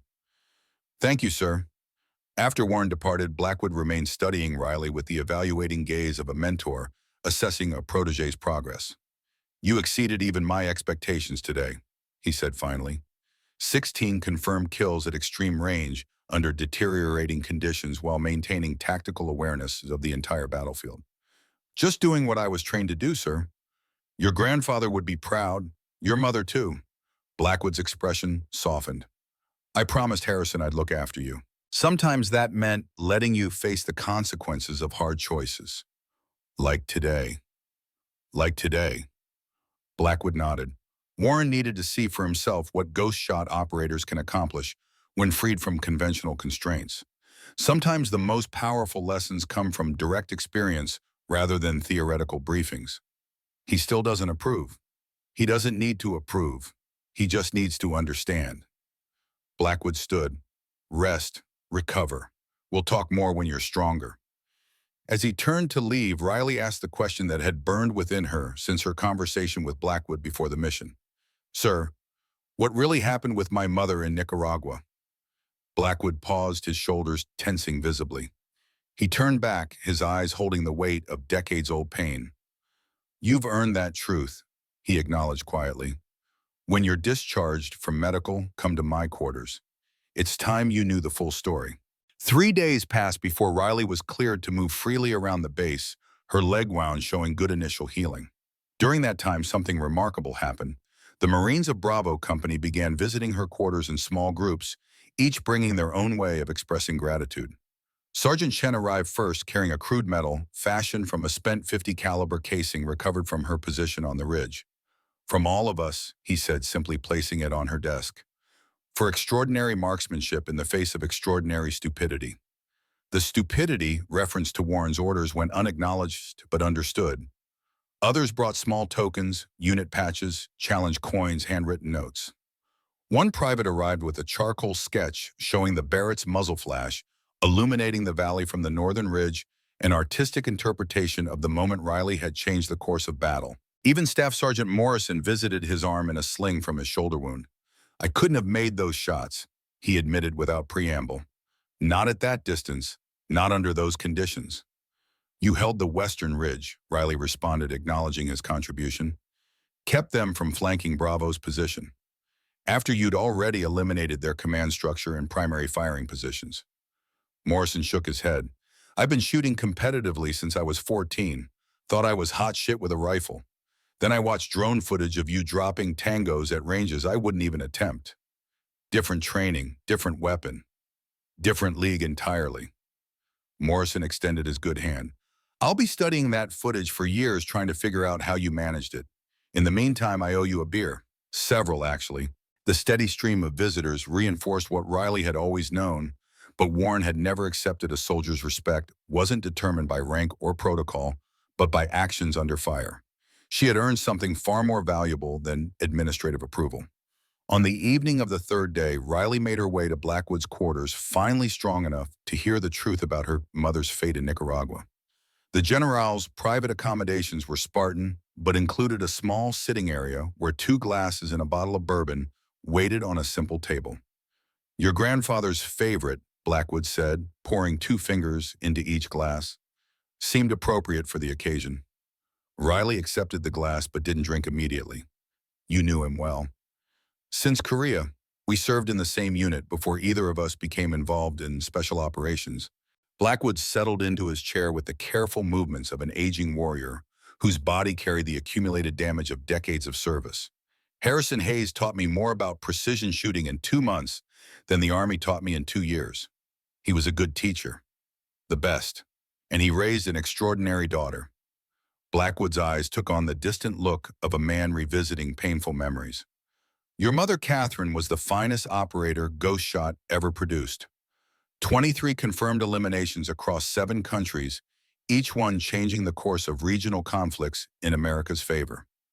Riley sipped the bourbon, feeling the burn match the intensity of her need to finally understand her legacy. In Nicaragua, Blackwood sighed deeply. 1988. The Sandinista government was conducting systematic elimination of indigenous communities in the northern mountains. Officially, America had withdrawn support for the Contras by then. Unofficially, we maintained intelligence networks and specialized assets in-country. My mother, among others, yes. Catherine was inserted to eliminate key Sandinista commanders responsible for the worst atrocities. 3 weeks, 3 successful operations. The 4th, Blackwood's voice faltered momentarily. The 4th went wrong. Riley waited silently as Blackwood collected himself. Catherine identified her target, a Sandinista colonel directing operations against a small village called Santa Maria. She established her hide in the surrounding hills, prepared for elimination at first light. Standard protocol, textbook setup. Blackwood took a long swallow of bourbon before continuing. What intelligence failed to identify was the presence of Soviet advisors with the Sandinista unit. They deployed counter-sniper teams specifically to protect high-value leadership. When Catherine took her shot, she succeeded in eliminating the colonel, but her position was compromised immediately. The parallels to Riley's experience in Roshani Valley hung unspoken between them. She should have withdrawn immediately according to protocol, executed her escape plan, and headed for extraction. But as she was preparing to move, she observed the Sandinista unit, now enraged by their commander's death, preparing to massacre the village in retaliation. Blackwood's eyes met Riley's directly. Your mother faced the same choice you did 3 days ago. Follow protocol and preserve her own safety, or intervene and save innocent lives at tremendous personal risk. She intervened, Riley said softly, knowing the answer before Blackwood confirmed it. She engaged multiple targets from her compromised position, drawing fire away from the villagers and toward herself. She eliminated 17 enemy combatants before her ammunition was expended. By then, most of the villagers had escaped into the surrounding forest, but the Sandinista forces had triangulated her position. Blackwood's voice grew heavier. Soviet counter-sniper teams moved in. Catherine was wounded twice but continued fighting with her sidearm. When capture became inevitable, she triggered her emergency protocols. She took her own life. Riley realized the truth settling like a stone in her chest. Not quite. She destroyed her equipment and identification, then engaged the approaching forces in close-quarters combat. 5 more confirmed kills before she was finally overwhelmed. Blackwood's eyes held a distant grief. They didn't take her alive. That much we know from subsequent intelligence. But she didn't die by her own hand. She died fighting. The room fell silent as Riley absorbed this legacy, her mother's final stand, saving an entire village at the cost of her own life. Why wasn't I told the truth sooner? Operational security initially, then concern for your well-being. Blackwood set down his glass. Harrison and I disagreed about how much you should know and when. He believed in protecting you from the full weight of your mother's legacy until you were ready to bear it. And now you've proven you're not just ready to bear it, you're worthy to continue it. Blackwood reached into his pocket and removed a small object, a tarnished metal pin showing a skull with a rifle crosshair for one eye. This was your mother's, the original ghost shot insignia. Only 16 were ever made. Only 3 still exist. He placed it in Riley's palm, the metal warm from being carried close to his body. She would want you to have it. Riley closed her fingers around the pin, feeling its weight, not just the physical mass, but the legacy it represented. 3 generations of Hayes family members who had made the hardest choices when lives hung in the balance. Thank you, sir. Don't thank me yet, Blackwood said, his expression turning serious. Warren's conversion isn't complete. He's accepted the value of what you did, but not the principle behind it. He'll push to bring you back under conventional command structure, limit your operational autonomy. And I'm retiring, Riley. This was my last field deployment before transitioning to civilian status. My ability to shield Ghost Shot and its evolutionary programs is ending. This revelation hit harder than Riley had expected. For 8 years, Blackwood had been her shield against the military bureaucracy that would have constrained her effectiveness. Without him, the future of her role seemed suddenly uncertain. What happens to the program? That depends partly on you. Blackwood leaned forward. Warren's requested you be assigned to Fort Bragg as an advanced sniper instructor once we return stateside. On the surface, it's a lateral move designed to utilize your skills while keeping you firmly within conventional command structure. And beneath the surface, an opportunity. The next generation of special operations snipers will pass through your courses. You'll have the chance to identify and mentor candidates with potential for more specialized roles. Riley understood immediately. You want me to recruit for Ghost Shot's successor program. Someone needs to carry the torch, Riley. The battlefield continues to evolve, but the need for precision operators capable of independent action never diminishes. The weight of this new responsibility settled alongside the legacy she'd just inherited. Not just a shooter anymore, but a talent spotter, a mentor, a builder of the next generation. What about Warren? Warren's perspective is evolving, but slowly.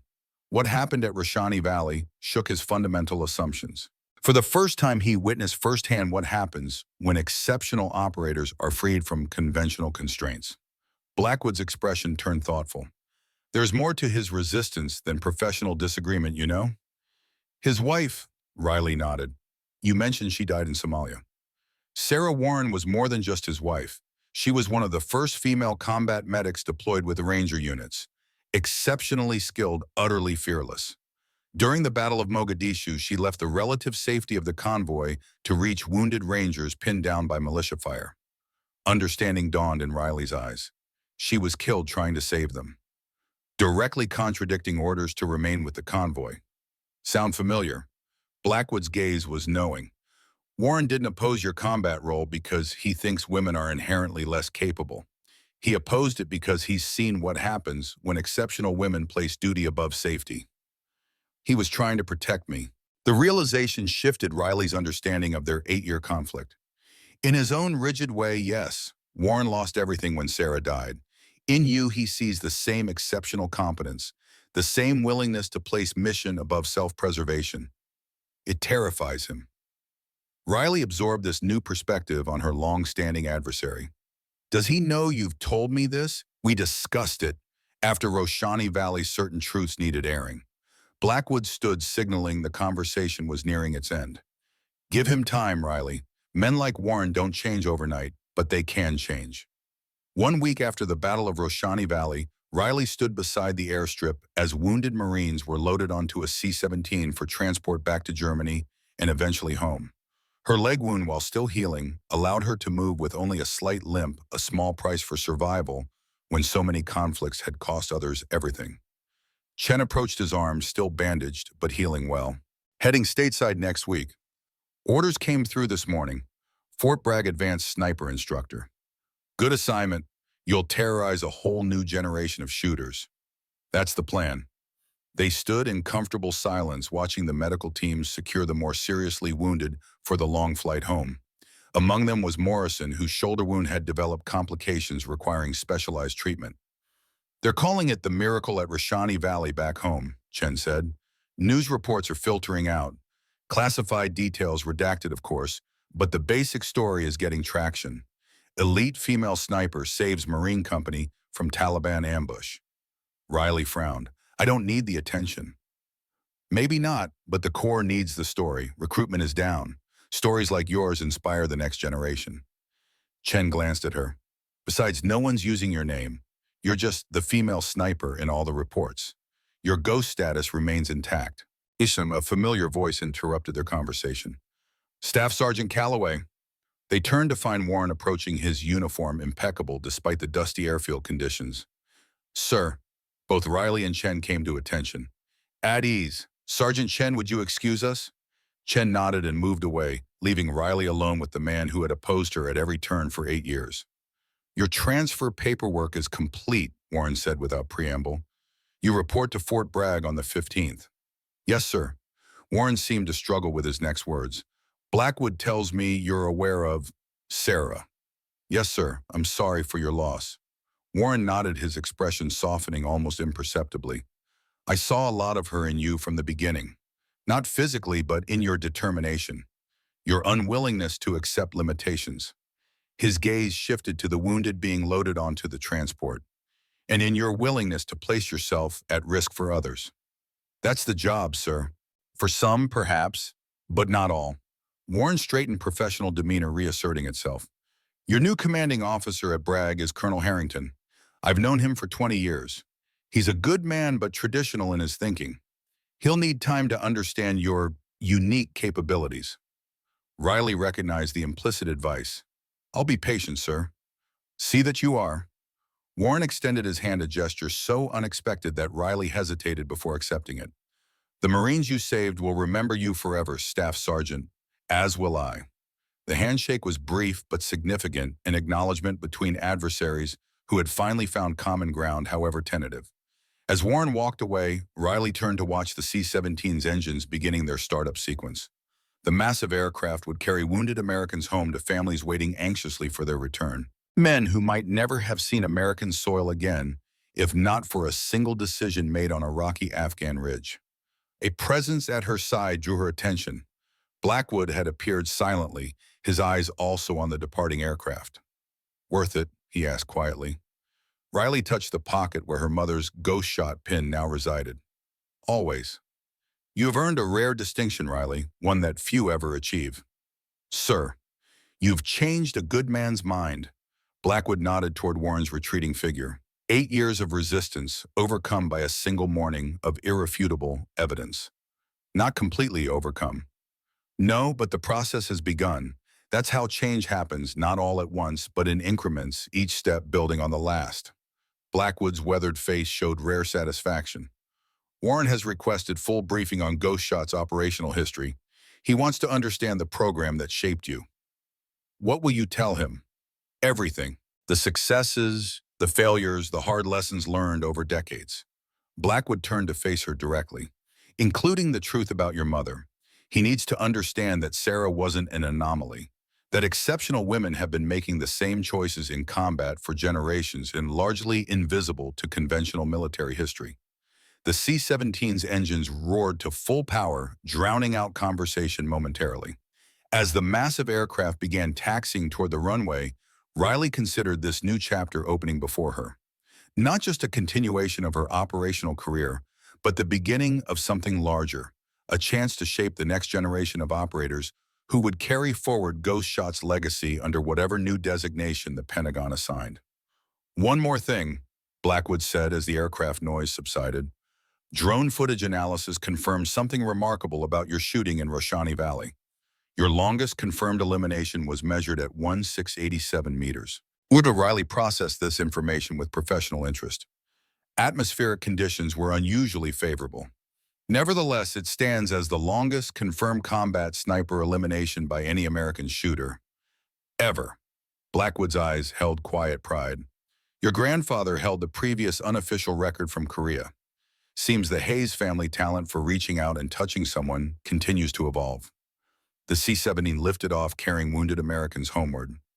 Riley watched it climb into the Afghan sky, a tangible reminder of the stakes for which she had risked everything. Will Ghost Shot continue, she asked. After you retire, the name may change, the oversight structure may evolve, but the need remains constant. Blackwood's expression turned thoughtful. America will always need its ghosts, Riley, those willing to operate in the shadows, making the hard choices that allow others the luxury of believing the world is a simpler place than it truly is. He placed a hand on her shoulder. Your job now is to find the next generation.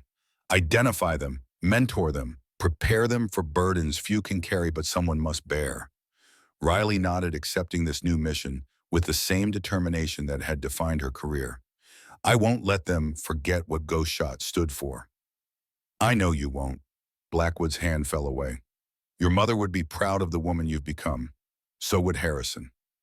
They stood together in silence, watching until the C-17 disappeared into the endless Afghan sky, general and operator, mentor and protege, linked by decades of shared purpose and sacrifice. Fort Bragg, North Carolina, 1 year later. Riley studied the qualification scores with satisfaction.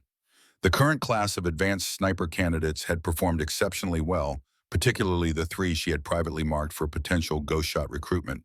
Their combination of technical excellence, tactical judgment, and psychological resilience matched the profile she had been instructed to identify. The sniper range stretched before her, targets positioned at increasing distances out to 1,200 meters, the maximum officially acknowledged effective range for military snipers. Unofficially, as Riley well knew, the boundaries extended much further for those with the right training and equipment. Behind her, the candidates cleaned their weapons with the meticulous care that separated professional shooters from amateurs. Among them was a young woman, the first female candidate admitted to the advanced course under the military's expanded combat role policies. Lieutenant Rebecca Torres had demonstrated exceptional natural talent, consistently outshooting male colleagues, despite having less formal experience. Colonel Harrington approached his pace unhurried as he surveyed the range. At 62, Harrington represented the old school of military leadership, professional, somewhat traditional, but ultimately concerned with results over protocol. Impressive scores, Staff Sergeant, he noted, reviewing the qualification sheet, particularly Torres. She's exceeding the course standards by a significant margin. Yes, sir. She has natural talent and applies technical instruction precisely. Harrington studied Riley with knowing eyes. Reminds me of another female shooter who rewrote expectations. Riley accepted the compliment with a nod. Over the past year, her relationship with Harrington had evolved from initial wariness to mutual professional respect. Unlike Warren, Harrington had approached Riley's unique background with open-minded curiosity rather than institutional resistance. General Blackwood sends his regards. Harrington continued referencing a recent Pentagon visit. Says the program you're developing here exceeds his expectations. The program was carefully unspecified, their coded reference to the Ghost Shot Successor Initiative that operated beneath the surface of the official advanced sniper course. 3 previous graduates had already been quietly transitioned into specialized roles that didn't appear on any conventional organizational chart. We're identifying strong candidates, sir. So I gather. Harrington's voice lowered slightly. Torres, top of my list. Thought as much. Harrington nodded toward the distant targets. Warren's arriving next week, wants to observe your training methods personally. Riley controlled her surprise. Warren had maintained distance since her transfer to Bragg, communicating only through formal channels and official reports. His request to observe her training represented a significant shift. Any particular reason, sir? He's been reassigned to Joint Special Operations Command, oversight role for certain specialized assets. Harrington's emphasis on the last 2 words conveyed their shared understanding. Apparently, his perspective on unconventional operators has evolved since Afghanistan. This was unexpected news. Warren transitioning to JSOC meant he would have direct influence over the very programs that had once operated beyond his authority, including whatever Ghost Shot had become. I see. Blackwood's influence, I suspect. Harrington smiled slightly. The old fox always played the long game. As Harrington departed, Riley returned her attention to the sniper candidates, particularly Torres. The lieutenant was methodically breaking down her rifle, her movements precise and economical. The same movements Riley had learned from her grandfather decades earlier. The same fundamentals Catherine Hayes had mastered before her fateful mission to Nicaragua. The Ghost Shot pin rested in Riley's pocket, a constant reminder of the legacy she now carried forward. Not just as an operator, but as the bridge between generations past, present, and future. Next week, Warren would observe her training methods firsthand. The man who had once been her greatest institutional adversary would evaluate the program she was building to identify and develop the next generation of America's most elite precision shooters. Life had a way of bringing symmetry to even the most chaotic narratives. Riley touched the pin in her pocket, feeling its familiar contours through the fabric. Her mother's legacy, her grandfather's teachings, her own hard-won experience, all flowing together into something that transcended individual achievement to become a multi-generational commitment to a singular principle, precision application of lethal force to protect American lives. As the sun began to set over Fort Bragg's training ranges, Riley allowed herself a moment of quiet satisfaction. The path hadn't been easy, the cost hadn't been small, but the purpose remained clear and unwavering. America would always need its ghosts, and Riley Calloway would ensure they were always ready when called upon. The Barrett might change, the battlefield would certainly evolve, but the thunder from the mountain would continue to echo whenever innocent lives hung in the balance and conventional options failed. That was the legacy of Ghost Shot. That was the promise Riley had made to her mother's memory, her grandfather's teachings, and her own hard-earned wisdom. A promise she would keep no matter the cost, no matter the consequences, no matter the opposition.